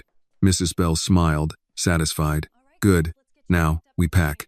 The word made Annie's stomach tighten. Her room was small, so packing should have been easy. It was not. Every item seemed to ask whether she was leaving for a visit or leaving a life behind. She folded 2 uniforms, then unfolded one because she did not want her mother to see too much of the house in her suitcase. She packed her church dress, a blue cardigan, socks, underclothes, the photograph from Carter's kitchen, and the small Bible Eleanor had given her when she was 14. Mrs. Bell stood by the dresser, sorting what should stay. You want the quilt? Annie touched it. Yes, but it's heavy. Then it goes in the car, not the suitcase. Caleb will manage. Annie nodded. Clara entered with a paper bag. Mrs. Bell made sandwiches, turkey for the train, peanut butter in case you get nervous and don't want real food. I'm not a child, Annie said, then immediately worried the words sounded rude. Clara only smiled. I'm 26 and still want peanut butter when I'm upset, Mrs. Bell said from the dresser. Food is not an age issue. It is a survival issue. Annie sat on the edge of the bed and looked around. Mama's going to ask if I cried. Tell her yes, Mrs. Bell said. She doesn't like when I cry. No. She doesn't like when life gives you reason to. That made Annie quiet. A knock came at the open door. Richard stood in the hall, not entering until Annie looked up. May I? Yes, sir. He stepped inside with the small wooden box in his hands. In the narrow room, he seemed larger than usual. Not because of his height or his suit, but because this was not a room men like Richard often entered. Annie saw him notice the thin mattress, the small dresser, the narrow window, the careful way she and her mother had made little space feel orderly. He did not comment on it. She was grateful. I wanted to give you this before the day gets busy, he said. Annie stood. Richard held out the box. Your mother's badge. She took it with both hands and opened the lid. The brass badge lay against dark blue velvet. Time had dulled the shine, but the engraved name was clear. Eleanor Carter, Household Supervisor. Annie touched the letters. She thought she lost it, she said. She left it behind when Carter's kitchen opened. I kept meaning to return it. Why didn't you? Richard looked at the badge. At first, I thought it might make her proud. Later, when the restaurant failed, I worried it might make her feel defeated. So I waited too long. Annie closed the box gently. Mama will hold this like it's gold. It is worth more than gold in this house. Mrs. Bell looked away toward the window, suddenly interested in the old curtain. Annie held the box to her chest. Thank you. Richard nodded. There is something else. He handed her a sealed envelope. Annie's face tensed. Sir, it is not cash for you to explain to anyone, he said. It contains travel details, emergency numbers, a letter for your mother, and information for a medical account set up in her name. She may use it for doctors, medicine, transportation, or nothing at all if pride wins the first round. Despite herself, Annie smiled. Pride usually wins with Mama. I know. That is why I wrote the letter carefully. Mrs. Bell folded her arms. Did you make it sound like charity? No. Good. Annie looked down at the envelope. What did you call it? Richard answered. A continuation of wages owed to a woman whose service to this family exceeded her job description. Mrs. Bell approved with a nod. That might pass. Annie ran her thumb over the envelope. I'll give it to her. I also included my direct number and Paul Reeves's office number. If Victoria or anyone connected to her reaches out, you call us. Annie nodded. Do you think she will? Richard did not lie. She may, not because you did anything wrong, because people who lose control often try to regain it by frightening someone else. Clara muttered, sounds like her. Mrs. Bell gave Clara a glance, but did not correct her. Richard's phone vibrated. He looked at the screen, then silenced it. Victoria? Mrs. Bell asked. Her mother. Annie looked worried. Is she angry? I expect so. Because of me? Richard's gaze returned to her. No. Because her daughter is being held responsible. Annie absorbed that slowly. Richard put his phone away. You do not need to carry their reaction. You have enough to carry today. For the next hour, the house moved around Annie with purpose. Mrs. Bell labeled her bag. Clara wrapped the sandwiches and tucked in a paper napkin with a small drawing of a flower on it, embarrassed when Annie noticed. Caleb brought the car around early, then came back to carry the quilt and suitcase without asking whether they were heavy. At noon, Richard's attorney arrived through the side entrance. Paul Reeves was in his 60s, neat, gray-haired, with a tired face and kind eyes that had seen enough legal trouble to skip unnecessary drama. He met Annie in the breakfast room, not the study, at Richard's request. "Miss Carter," Paul said, shaking her hand with respect. "I'm sorry we're meeting under these circumstances." Annie was surprised he called her Miss Carter. "Thank you, sir." He placed a folder on the table. "This confirms that Miss Langford is not to contact you. It also confirms that your employment record here remains clean and favorable. No allegation has been made against you. No complaint will be placed in any file. If anyone claims otherwise, call me." Annie stared at the folder. "There's a file?" Paul smiled faintly. "There is now. A protective one." Richard stood near the window, listening. Paul slid a copy toward Annie. "Keep this with your travel papers. You may never need it, but it is better to have truth in writing before lies get dressed up." Annie touched the folder but did not open it. "Thank you." Paul looked at her over his glasses. "Your mother raised you well. People will try to make that sound small. Don't let them." Annie nodded, unable to speak. By 3 o'clock, the sky had cleared, though the wind remained. The car waited near the side entrance rather than the front, not to hide Annie, but because Caleb said the side drive was easier with luggage. Richard insisted on walking her out himself. Mrs. Bell hugged Annie first, stiffly at first, then tighter. "Call when you reach Memphis," she said. "Yes, ma'am. And eat the sandwich before the bread gets sad." Annie smiled through tears. "Yes, ma'am." Clara hugged her next. "I wrote my number on the napkin bag. Not because anything will happen, just because." "Thank you," Annie said. Caleb opened the rear door but looked away politely while Annie wiped her face. Richard stood beside the car with the wooden box in his hand. Annie had left it on the hallway table by mistake. He handed it to her. "You almost forgot the most important thing." She took it and held it close. "Mama would have sent me back for it." "I believe she would." Annie looked up at him. "Mr. Whitmore?" "Yes? When I tell Mama what happened, she might be mad at you." Richard nodded. "She has that right. But I'll tell her you heard me." His face softened. "That matters more than whether she is angry with me."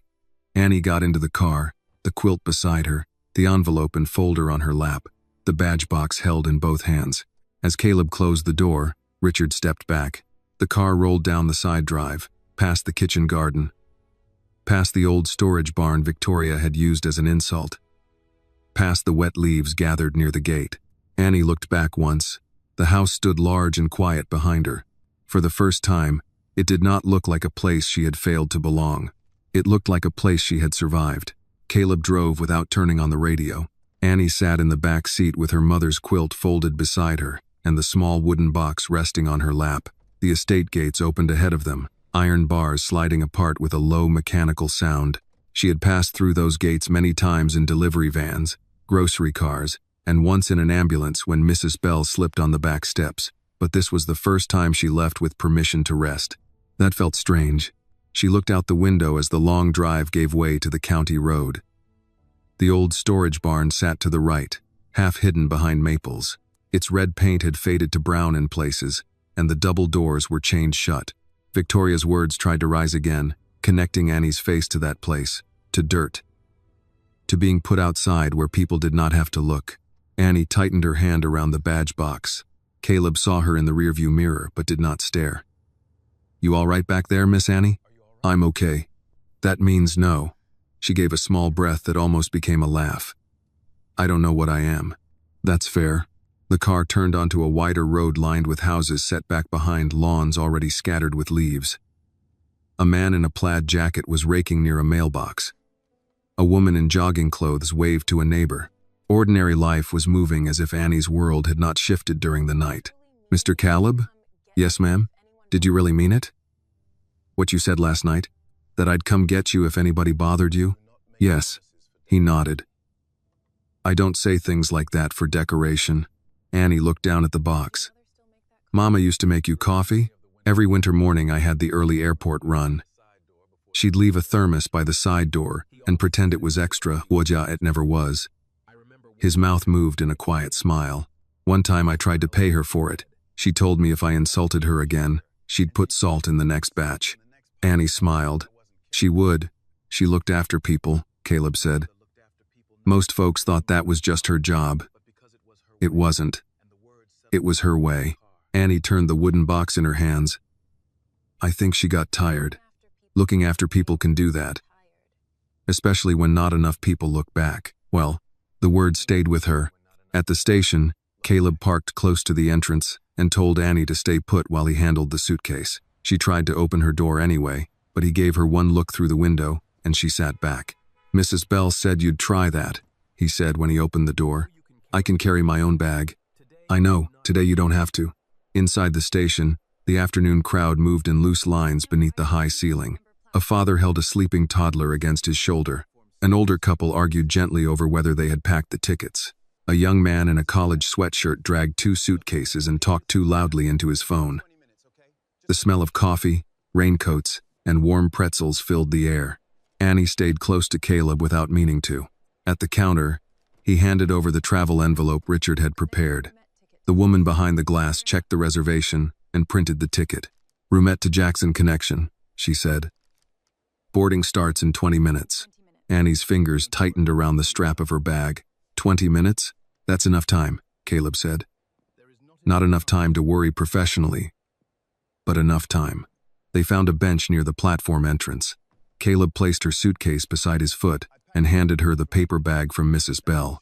Eat something. I'm not hungry. I was told not to return unless you ate at least half a sandwich. Annie looked at him. Mrs. Bell said that? She used fewer words and more threat. Annie opened the bag. The turkey sandwich was wrapped in wax paper. Clara had tucked the napkin with the small flower drawing on top. Under it was another napkin with Clara's phone number and a note. Call if you need to talk, even if you don't know what to say. Annie stared at it a long moment. Caleb pretended to study the departure board. She ate 3 bites, then wrapped the sandwich again. That should count as half. It does not, but I respect the effort. A boarding announcement crackled overhead. Annie stood, then sat back down. Caleb waited. I'm scared, she said finally. Of the train? No. Of seeing Mama. He nodded slowly. Because then it becomes real. Annie looked at him. Yes, it was real already. I know, but if I tell her everything, she'll hurt too. She's your mother. She's already hurting because she can hear what you're not saying. Annie swallowed. Caleb reached into his jacket pocket and pulled out a small card. That's my number. Not the house line. Mine. If anything feels wrong, if someone follows you, if you miss the connection, if you just get turned around, call. Annie took it. Thank you.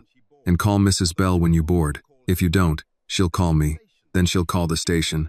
Then she'll call the governor if she can find the number.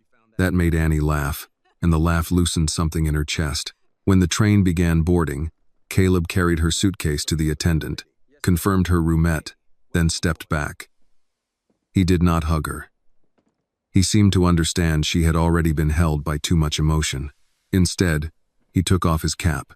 Safe trip, Miss Annie. Thank you, Mr. Caleb. Tell your mama I said her coffee still beats anything in Chicago. I will. She stepped onto the train with the wooden box pressed to her chest. The roomette was small, but private. 2 seats faced each other beside a window.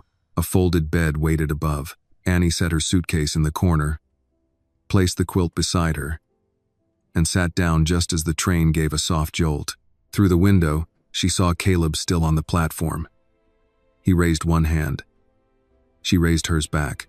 The train began to move. Chicago slid past slowly at first, then faster.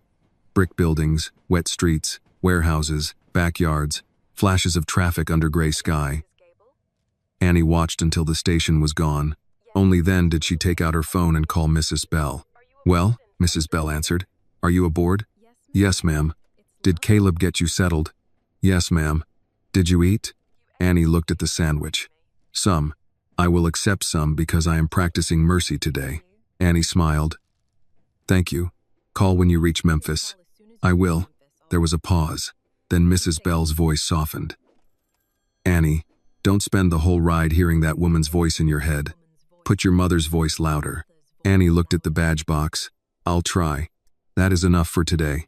After the call ended, Annie opened the wooden box again. She traced her mother's engraved name.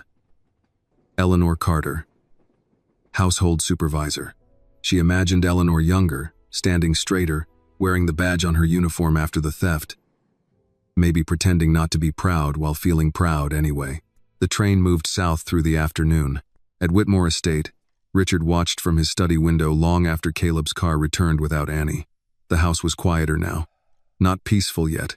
Peace required more than the absence of Victoria. It required repair. Paul Reeves called just after 5. "Victoria's attorney contacted me," Paul said. "She denies malicious intent. Claims emotional distress. Says you removed her without proper consideration." Richard looked at the papers on his desk. She was given transportation and access through counsel for her belongings. "Yes, legally, you are fine. Socially, expect noise. Let it come. There may be accusations that Annie manipulated you. She did not. I know. I'm telling you what they may say." Richard's hand tightened around the phone. "Then we keep her name out of their mouths. That is the plan." After the call, Richard walked through the house alone. In the front hall, the lilies Victoria had ordered stood in a tall vase. Their smell was too sweet. He asked Clara to remove them. "All of them?" she asked. "All of them." She did not ask why. In the kitchen, Mrs. Bell was making soup. The room felt steadier with her in it. "Annie boarded," she said. "She called?" "Yes." She sounded tired, but not broken. Richard nodded. "Good." Mrs. Bell stirred the pot. "You look like a man who wants to fix the whole world before supper. I would settle for this house.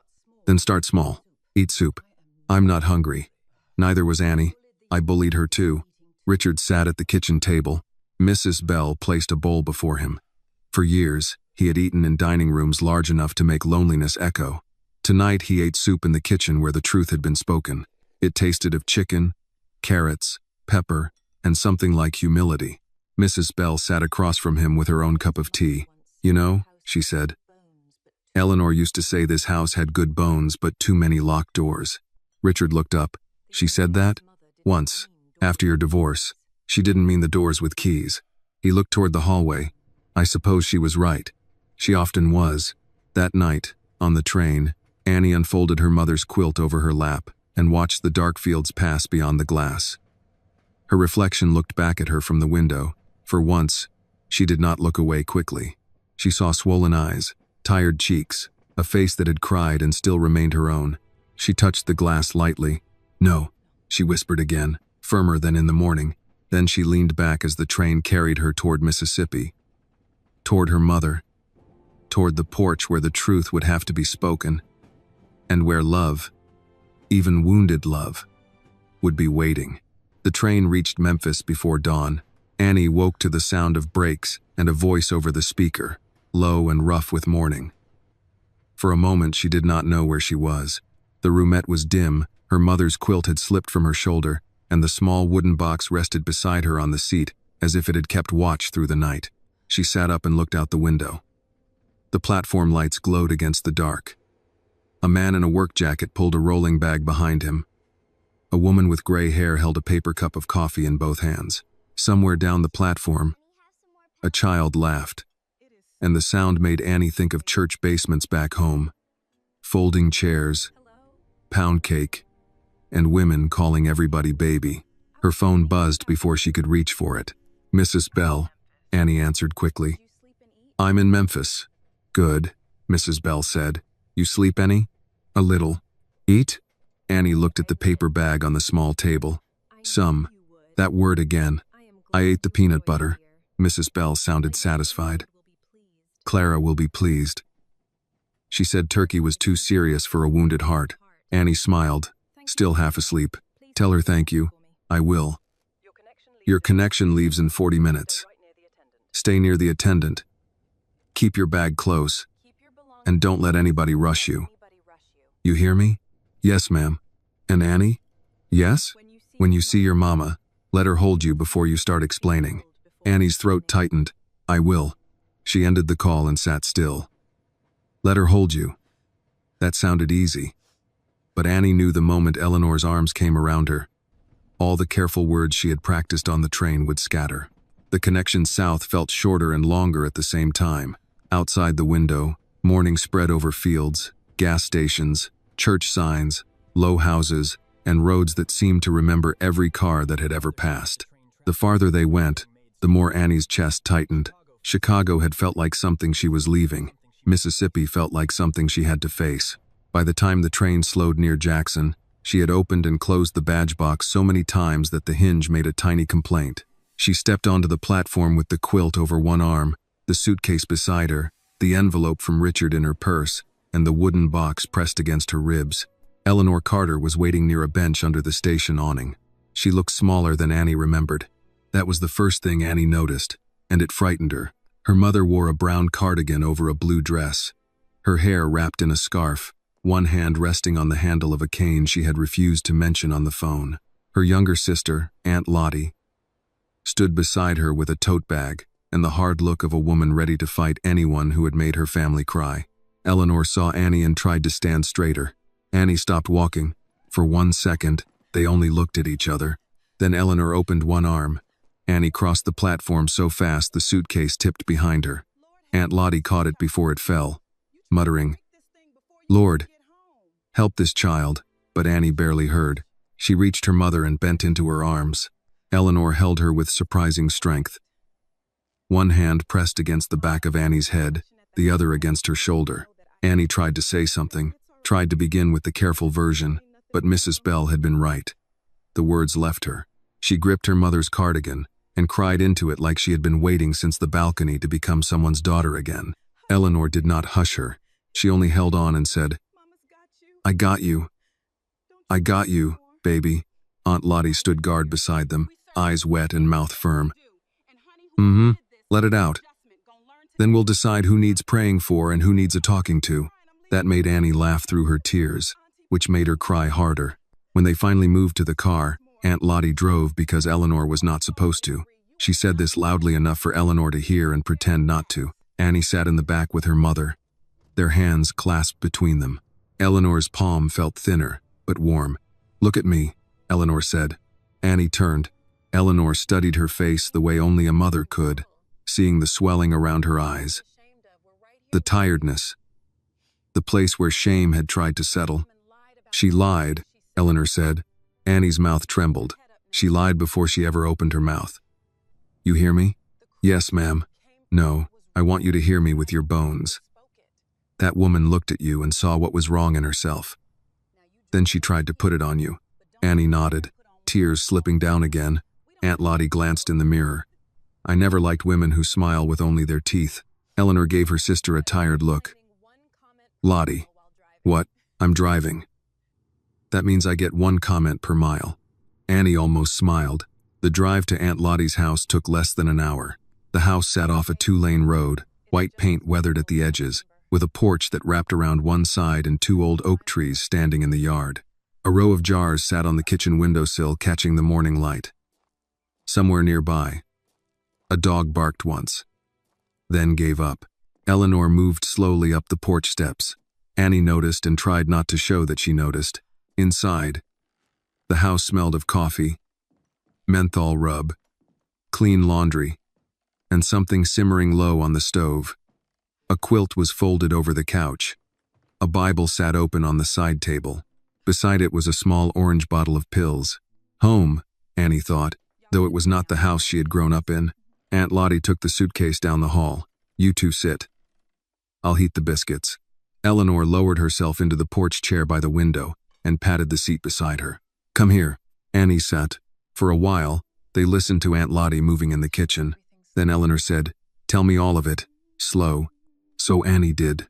She told her about the oil and dust from the back hall, about Victoria looking at her uniform, then her face, about the black doormat and the cattle barn, about the balcony, about Richard sitting down beside her as if the words had knocked the air out of him, about Clara confirming it, about Victoria on the phone, about the kitchen, the staff, the ring, and Richard's rule in the main room. Eleanor listened without interrupting. Only her fingers moved, pressing into the arm of the chair. When Annie said Victoria had called Eleanor a failure, the room changed. Eleanor looked toward the kitchen window. Annie wished she had left that part out. "Mama, I'm sorry."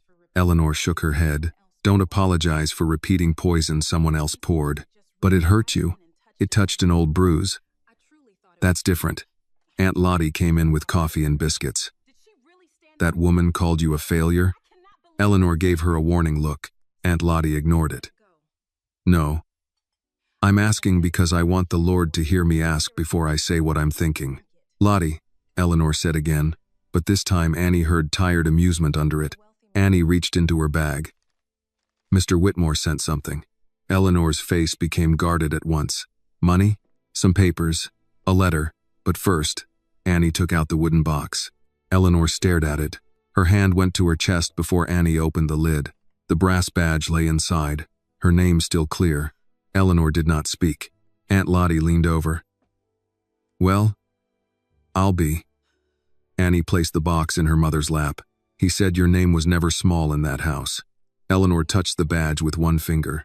Her hand shook. "I thought I lost this." "He kept it safe." Eleanor's eyes filled, but she blinked hard, just as Annie had expected. Aunt Lottie sat down across from them. "Don't you dare hold that in." Crying over honor is allowed. Eleanor let out a breath that broke into a sob. Annie moved to kneel beside her chair, but Eleanor pulled her up and held her close again. The badge rested between them, small and heavy with years. After a long while, Eleanor opened Richard's letter. She read it once silently, then again, slower. Annie waited. "What does it say?" Aunt Lottie asked, though she was already leaning close enough to read upside down. Eleanor folded the letter carefully. "It says he is sorry. It says my medical care is covered through an account in my name. It says I am free to return when well, or retire with support if I choose. It says Annie's wages continue while she is here, and that her school expenses will be handled if she wishes to study." Aunt Lottie sat back. "That is a lot of sorry." Eleanor looked down at the letter. "It is," Annie said softly. "He called it a debt of honor." Eleanor closed her eyes. For years, she had worked in homes where apologies came cheap, if they came at all. People broke things and paid for them. People broke hearts and hoped silence would cover the damage. Richard's letter did not fix everything, but it did not pretend nothing had happened. "I'm still mad at him," Eleanor said. Annie nodded. "He said you had that right." Eleanor looked at her daughter, and something in her face softened. "He said that?" "Yes, ma'am." Eleanor wiped one eye. "That man might be learning." Aunt Lottie handed her a napkin. "At 50, he'd better hurry." Annie laughed. Then Eleanor did too. A small, tired laugh that turned into a cough. Annie reached for the water at once. "I'm all right," Eleanor said after drinking. "No, you're resting," Annie answered, firmer than she expected. Eleanor looked at her, surprised. Aunt Lottie smiled. "Listen to that. Chicago put some steel in the girl." Annie looked down, then back at her mother. "No, you did." Eleanor reached for her hand. Outside, the oak leaves moved in a light wind. The porch boards creaked. Somewhere down the road, a truck passed, then faded. Annie sat beside her mother with the badge box on the table, and Richard's letter folded beside it. For the first time in days, Victoria's voice felt far away. Not gone. Not yet, but far enough that Annie could hear other things more clearly. Her mother breathing, Aunt Lottie humming in the kitchen, the wind in the trees, and inside herself, quiet but real, a voice that said she had come home with her name intact. For 3 days, Annie did not speak much about the estate. She helped Aunt Lottie wash dishes, folded towels on the porch, and sat beside Eleanor in the afternoons while the older woman rested in the chair near the window. Sometimes Eleanor slept with one hand still holding the brass badge, as if she feared it might disappear again if she let go. Annie watched her mother's chest rise and fall, listened to the rough places in her breathing, and felt anger return in quiet waves. Not only at Victoria, at every year her mother had stood straight while life asked her to bend. On the 4th morning Richard called. Aunt Lottie answered because Eleanor was eating oatmeal slowly at the kitchen table and Annie was outside shaking crumbs from the porch cloth. "Carter residence," Aunt Lottie said, though everyone in the house knew it was her house. Richard's voice came carefully through the line. "This is Richard Whitmore. May I speak with Eleanor, if she is well enough?" Aunt Lottie looked toward Eleanor. "It's him." Eleanor set down her spoon. "Put it on speaker." Aunt Lottie raised one eyebrow. "You sure? If a man has something to say after all this, let him say it where my daughter can hear it too." Annie stepped back inside just as Aunt Lottie placed the phone in the center of the table. "Mr. Whitmore," Eleanor said. "Eleanor, Annie, Mrs. Price." Aunt Lottie leaned back. "He knows my name." Richard continued. "I hope I'm not calling too early." "If we're awake, it's not too early," Eleanor said. "If we're tired, we'll say so." "I understand." Annie stood near the counter, arms folded loosely across her stomach. She had not decided what she felt when she heard his voice. Gratitude, yes. But gratitude had weight now. It sat beside hurt, and both had to share the same room. Richard seemed to know better than to begin with business. "How are you feeling, Eleanor?" "Better than yesterday. Worse than I tell my sister." Aunt Lottie muttered. "That last part is the truth." Richard's voice softened. "I'm glad you're resting." "I am sitting down. That is not always the same as resting." "No, it is not." A short silence followed. Then Eleanor asked, "Why are you calling, Mr. Whitmore?" "To update you. Victoria's attorney has been notified. She is not permitted on the estate, and she has been instructed not to contact Annie, you, or any staff member. Her belongings were packed yesterday by Mrs. Bell and her assistant. Caleb supervised the pickup at the gate." "Did she come herself?" "No." "Good. There may still be noise," Richard said. "From her family. From friends. I don't want any of it reaching you without warning." Aunt Lottie leaned toward the phone. "What kind of noise?" "The kind people make when they want consequences to look like cruelty against them." Eleanor gave a dry little laugh that turned into a cough. Annie moved toward her, but Eleanor waved her off and took water. When she could speak again, she said, "That woman will say Annie caused trouble." "She may try," Richard said, "but she will not do it unanswered." Annie finally spoke. "What does that mean?" "It means there is a written record. Statements from those who heard her. My own statement. Paul Reeves has everything. Your employment record remains clean. If anyone attempts to accuse you, we will respond immediately and formally." Annie looked at her mother. Eleanor's fingers tapped once on the table. "A clean record matters." "I know," Richard said. "A good name matters more. I intend to protect both." Aunt Lottie nodded despite herself. "That was well said." Eleanor looked at her sister. "Don't encourage him too soon." "I'm not. I said one sentence was decent. That's not a parade." For the first time, Annie heard Richard give a small laugh. Not a polite laugh, a tired one, but real. Then he said, "Eleanor, I also wanted to ask your permission." That made all three women still. "My permission for what?" Eleanor asked. "To establish an education fund in Annie's name. Not public, not charity. She would decide whether to use it for college, vocational training, nursing, business, anything she chooses.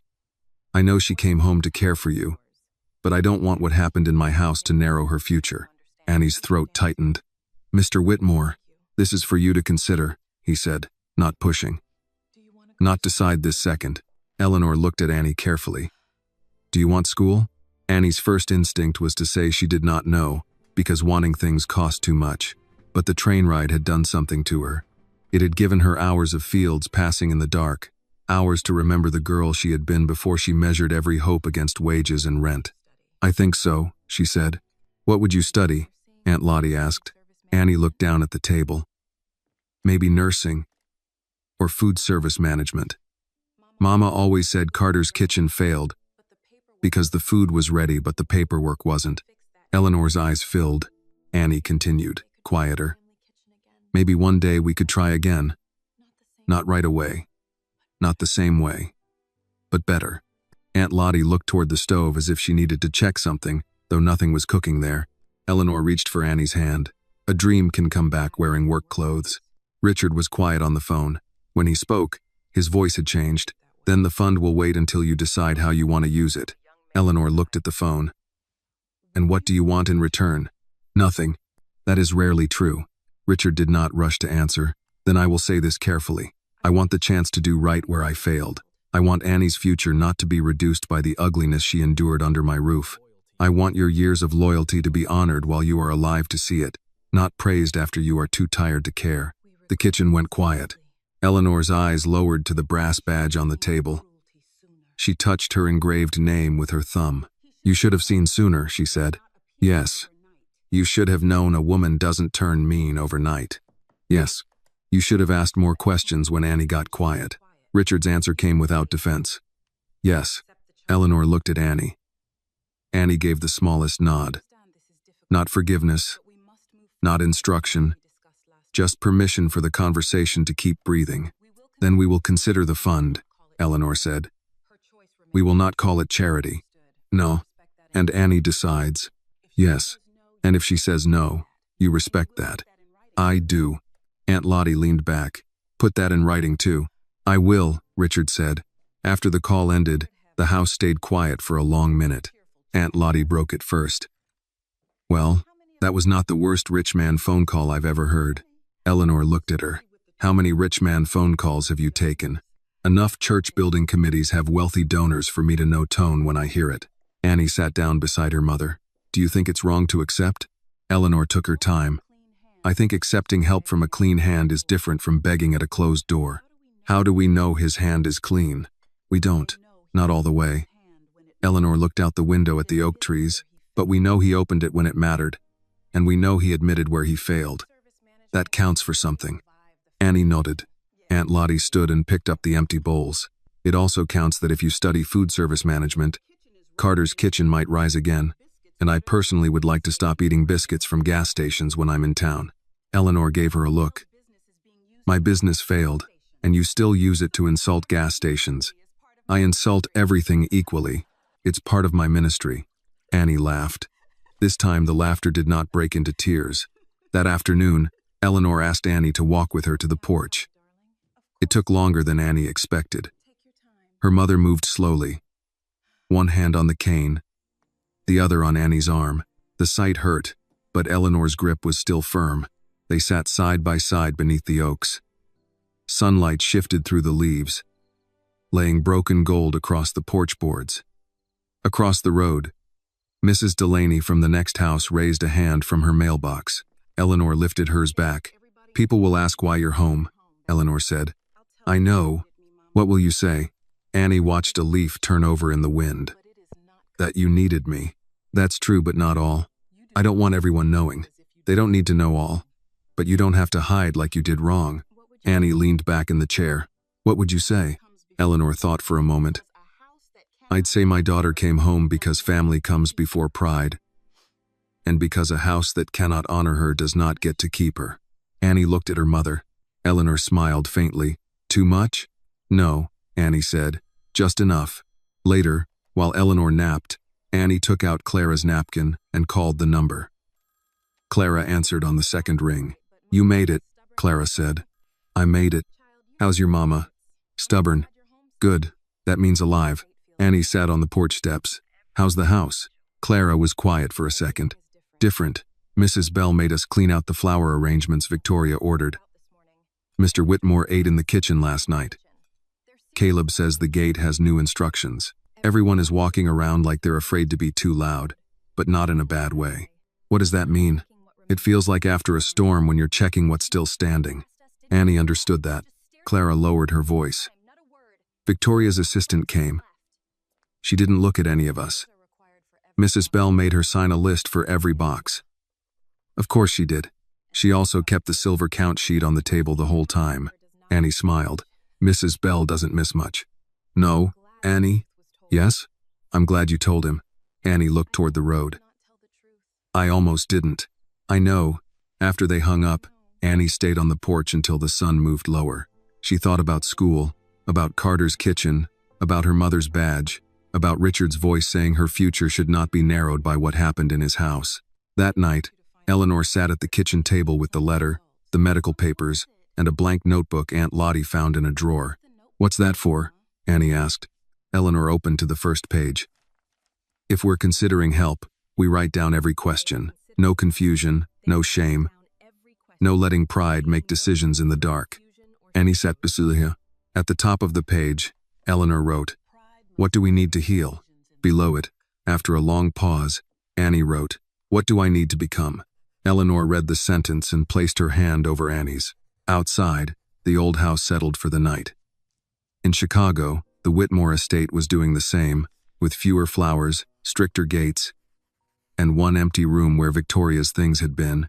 But in Mississippi, under the steady sound of crickets and the low hum of Aunt Lottie washing cups in the sink, Annie felt something she had not felt on the balcony. Not happiness. Not yet. But room. Enough room to breathe. Enough room to imagine that a face once compared to a doormat could still turn toward a future and be seen clearly. A month later, Richard found Annie's letter on his desk before sunrise. Mrs. Bell had placed it beside his coffee, weighed down with the small brass paperweight his father used to keep near the phone. The envelope was plain, cream-colored, and addressed in handwriting that was careful without being stiff. Mr. Richard Whitmore. Whitmore Estate, Chicago, Illinois. Richard stood for a moment before opening it. The house was quiet at that hour. Not the old quiet, the one that had hidden fear beneath polished floors and polite routines. This quiet was different. It had work in it, repair, people speaking a little more directly, doors that were no longer closed just because they had always been closed. Victoria's flowers were gone. Her pale curtains had been removed from the morning room. The charity dinner had been canceled with a short statement about a private family matter. Her family had made calls, of course. Some cold, some threatening, some dressed as concern. Paul Reeves answered every one of them until they stopped coming. No public scandal followed. Not because Victoria became kind, but because truth in writing had a way of making lies expensive. Richard opened the envelope. "Dear Mr. Whitmore, Mama says a handwritten letter carries more respect than a phone call when the matter is important. Aunt Lottie says that depends on the handwriting. I am writing anyway." Richard smiled faintly and sat down. Annie wrote that Eleanor was improving. Slowly, not dramatically. There were good mornings and hard afternoons. Some days she ate a full breakfast and argued with Aunt Lottie about salt. Some days she slept until noon and pretended she had only closed her eyes for 10 minutes. The medical account had paid for a new doctor in Jackson, a better inhaler, and tests Eleanor had put off because she did not want to admit the cost scared her. Mama complained about the paperwork, Annie wrote. Then she took the medicine anyway. Richard read that sentence twice. Annie wrote that the badge sat on the small table beside Eleanor's chair. At first, Eleanor kept putting it back in the box. Then Aunt Lottie placed it upright against the lamp and said, "If Honor is going to visit, let it sit where people can see it." Eleanor grumbled, but she did not move it. There was more. Annie had visited a community college with her aunt. She had not enrolled yet, but she had spoken to an advisor about nursing and food service management. She wrote that she still did not know which road was hers, but for the first time, both roads felt possible. She and Eleanor had also started a notebook for Carter's Kitchen. Not a lease, not a business plan yet, just recipes, costs, questions, and mistakes from the first time that would not be allowed to repeat themselves. "A dream can come back wearing work clothes," Annie wrote. Mama said that. I think she is right. Richard leaned back in the chair and looked toward the window. Morning light was beginning to show along the trees. He continued reading. "I used to think a house was safe because it had locks and cameras. Now I know a house is only safe when the people inside refuse to let cruelty stay." He stopped. The sentence sat on the page, plain and steady. It was not written to impress him. That was why it did. Annie ended the letter simply, "Thank you for hearing me when I did not know if anyone would. Respectfully, Annie Carter." Richard folded the letter carefully, then unfolded it again and read the last line one more time. "Thank you for hearing me." He set the letter down and covered his eyes with one hand. He had been thanked in his life for donations, investments, speeches, hospital wings, scholarships, buildings with plaques and names carved into stone. None of those thanks had felt like this. This one carried mercy he had not earned in full. A knock came at the study door. "Come in," he said. Mrs. Bell entered with a second cup of coffee she knew he did not need but would drink because she brought it. "You read it?" she asked. "Yes." "How is Eleanor?" "Better. Stubborn." Mrs. Bell nodded. "Then better. Annie is looking at school." "Good. And Carter's kitchen may not be dead. Mrs. Bell's face softened. Some things only look buried because they're waiting for better soil. Richard looked at her. You and Eleanor should have written sermons. No one would have paid us enough. He smiled, then handed her the letter. She gave me permission to share this part with you. Mrs. Bell read the lines about the house being safe only when cruelty was not allowed to stay. She stood very still afterward. That girl has her mother's spine, she said. Yes. And some of her own. Richard nodded. Yes. Mrs. Bell folded the letter and returned it. What will you do now? It was a question people had been asking him in different forms for a month. What would he do with the cancelled wedding? What would he do with the estate? What would he do about Victoria's family? What would he do with the loneliness that had led him to mistake performance for kindness? But Mrs. Bell meant something else. Richard looked around the study. The walnut shelves. The locked drawers. The desk where Eleanor once placed stolen keys. For years he had protected objects and called that responsibility. He had protected wealth, reputation, family history. He had protected everything but the quietest people in the house. I start here, he said. With what? With employment contracts. Clear complaint procedures. Outside review. Better leave policies. Education assistance for household staff. Not just executives. And no one living in a room I wouldn't offer a guest in an emergency. Mrs. Bell listened without smiling. That sounds expensive, she said. It should have been expensive to ignore it. She gave him a long look. Now that sounds like a sermon. I had good teachers. Don't get sentimental before breakfast. He almost laughed. Over the next weeks, the estate changed in ways guests might not notice at first. The service rooms were repainted and refurnished.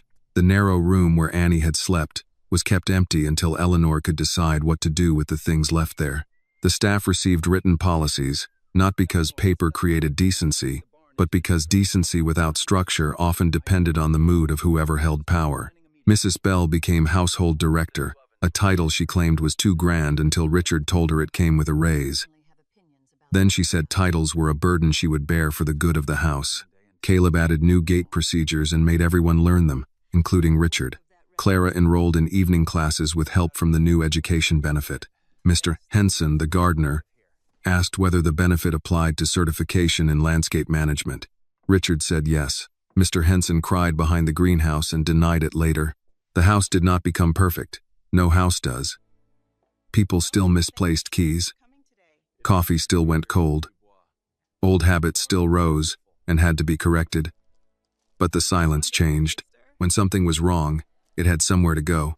In Mississippi, Eleanor gained weight slowly. She hated that everyone noticed, and hated more that everyone was pleased. Annie sent updates every Sunday. Sometimes a note, sometimes a photograph. One showed Eleanor on the porch beneath the oak trees, the brass badge pinned to her cardigan as a joke Aunt Lottie had started and Eleanor pretended not to enjoy. Another showed Annie standing outside the community college office with a folder in her hand and nervous pride in her eyes. The final photograph arrived 3 months after the night on the balcony. Annie stood beside Eleanor and Aunt Lottie in front of a small rented storefront on a quiet street. The windows were dusty. The paint needed work. The sign above the door was blank. On the back, Annie had written, "Not open yet, not even close, but we are asking the right questions this time." Richard placed the photo beside her letter in the top drawer of his desk, next to the record of the night Victoria left. Not to keep the pain alive, but to remember what it had required of him to stop looking away. One Sunday afternoon, he drove alone to the old storage barn at the edge of the estate. The doors had not been opened in months. Leaves had gathered along the threshold. He stood there, thinking of the insult Victoria had chosen, the way she had tried to tie Annie's face to something cast out and unworthy. The barn was empty except for old tools, cracked crates, and furniture no one had used in years. Richard looked at it for a long time, then called Mrs. Bell. "I want the barn cleared," he said. "For what?" "A training kitchen, for staff, local students, anyone from the community program who needs space." Mrs. Bell was silent. Then she said, "Eleanor will have things to say about that." "I expect so." "And Annie? I hope she'll visit one day and tell us what we did wrong." Mrs. Bell chuckled. "That would be worth the renovation." By spring, the old barn no longer looked like a place for forgotten things. It had wide windows, work tables, stoves, shelves, and a small sign near the door. The Carter Learning Kitchen. In honor of Eleanor Carter, for those whose work deserves dignity and whose dreams deserve room, Richard did not hold a large ceremony. Eleanor would have hated that. Instead, he invited the staff, a few community leaders, and the Carter women. Eleanor arrived with Annie on one arm and Aunt Lottie on the other, pretending she had not cried in the car. When Eleanor saw the sign, she stopped walking. Richard approached slowly. "If it is too much, we can change it." Eleanor stared at the words. "No." Aunt Lottie dabbed her eyes with a tissue. "She means no, don't touch it." "Not no, she hates it." "I understood," Richard said. Annie looked at the building, then at him. "This used to be the old barn." "Yes." Her eyes met his. She knew. "Of course she knew," Richard said. "Some places need new meaning." Annie nodded, and after a moment, she smiled. Not the careful smile she once wore in the estate, but one that belonged fully to her.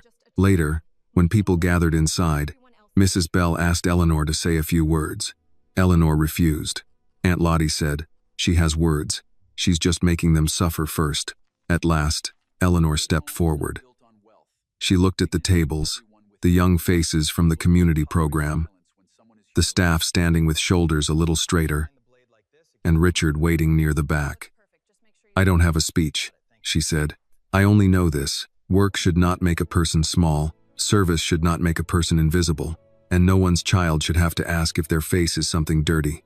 The room went still. Eleanor reached for Annie's hand. "My daughter came home hurt," she continued. "But she did not come home broken. That matters. Because people can hurt you with words, but they do not get to name you unless you answer to it." Annie squeezed her mother's hand. Eleanor looked toward Richard, and a man with power did what power is supposed to do. He stopped the harm when he saw it. "I wish he had seen sooner." Richard bowed his head once. "But he saw," Eleanor said, "and then he acted. That is not nothing." No one clapped at first. The words needed space. Then Mrs. Bell began, softly, and the others followed. Annie stood beside her mother as the sound filled the renovated barn. She looked through the windows toward the estate, toward the balcony she had not visited since that night. She remembered sitting there with tears on her sleeves, asking if her face looked like a doormat. She wished she could go back to that version of herself, not to erase the pain, but to sit beside her and say, "Wait, someone is coming, and one day you will stand in the very place they tried to send your shame, and it will carry your mother's name." Richard watched Annie from across the room. He knew the story would live differently in each person who had touched it. For Victoria, perhaps it would always be humiliation. For him, it would remain a warning. For Eleanor, a wound and an honor tangled together. For Annie, maybe one day, it would become proof that the worst sentence spoken over her had not become the final one. A house is not clean because its floors shine. A name is not small because someone tries to spit on it. A face is not dirty because cruel eyes refuse to see its beauty.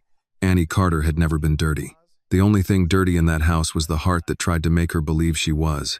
The lesson of this story is that cruelty often hides behind polite smiles, soft voices, and beautiful appearances. True kindness is not proven by how someone behaves in public, but by how they treat people who have less power than they do. Annie's pain reminds us that words can wound deeply, especially when they attack a person's dignity, race, or worth. Richard's decision shows that justice does not always need to be loud, but it must be firm. A good home, a good family, and a good society are not built by wealth or status. They are built when people refuse to stay silent while someone else is being humiliated.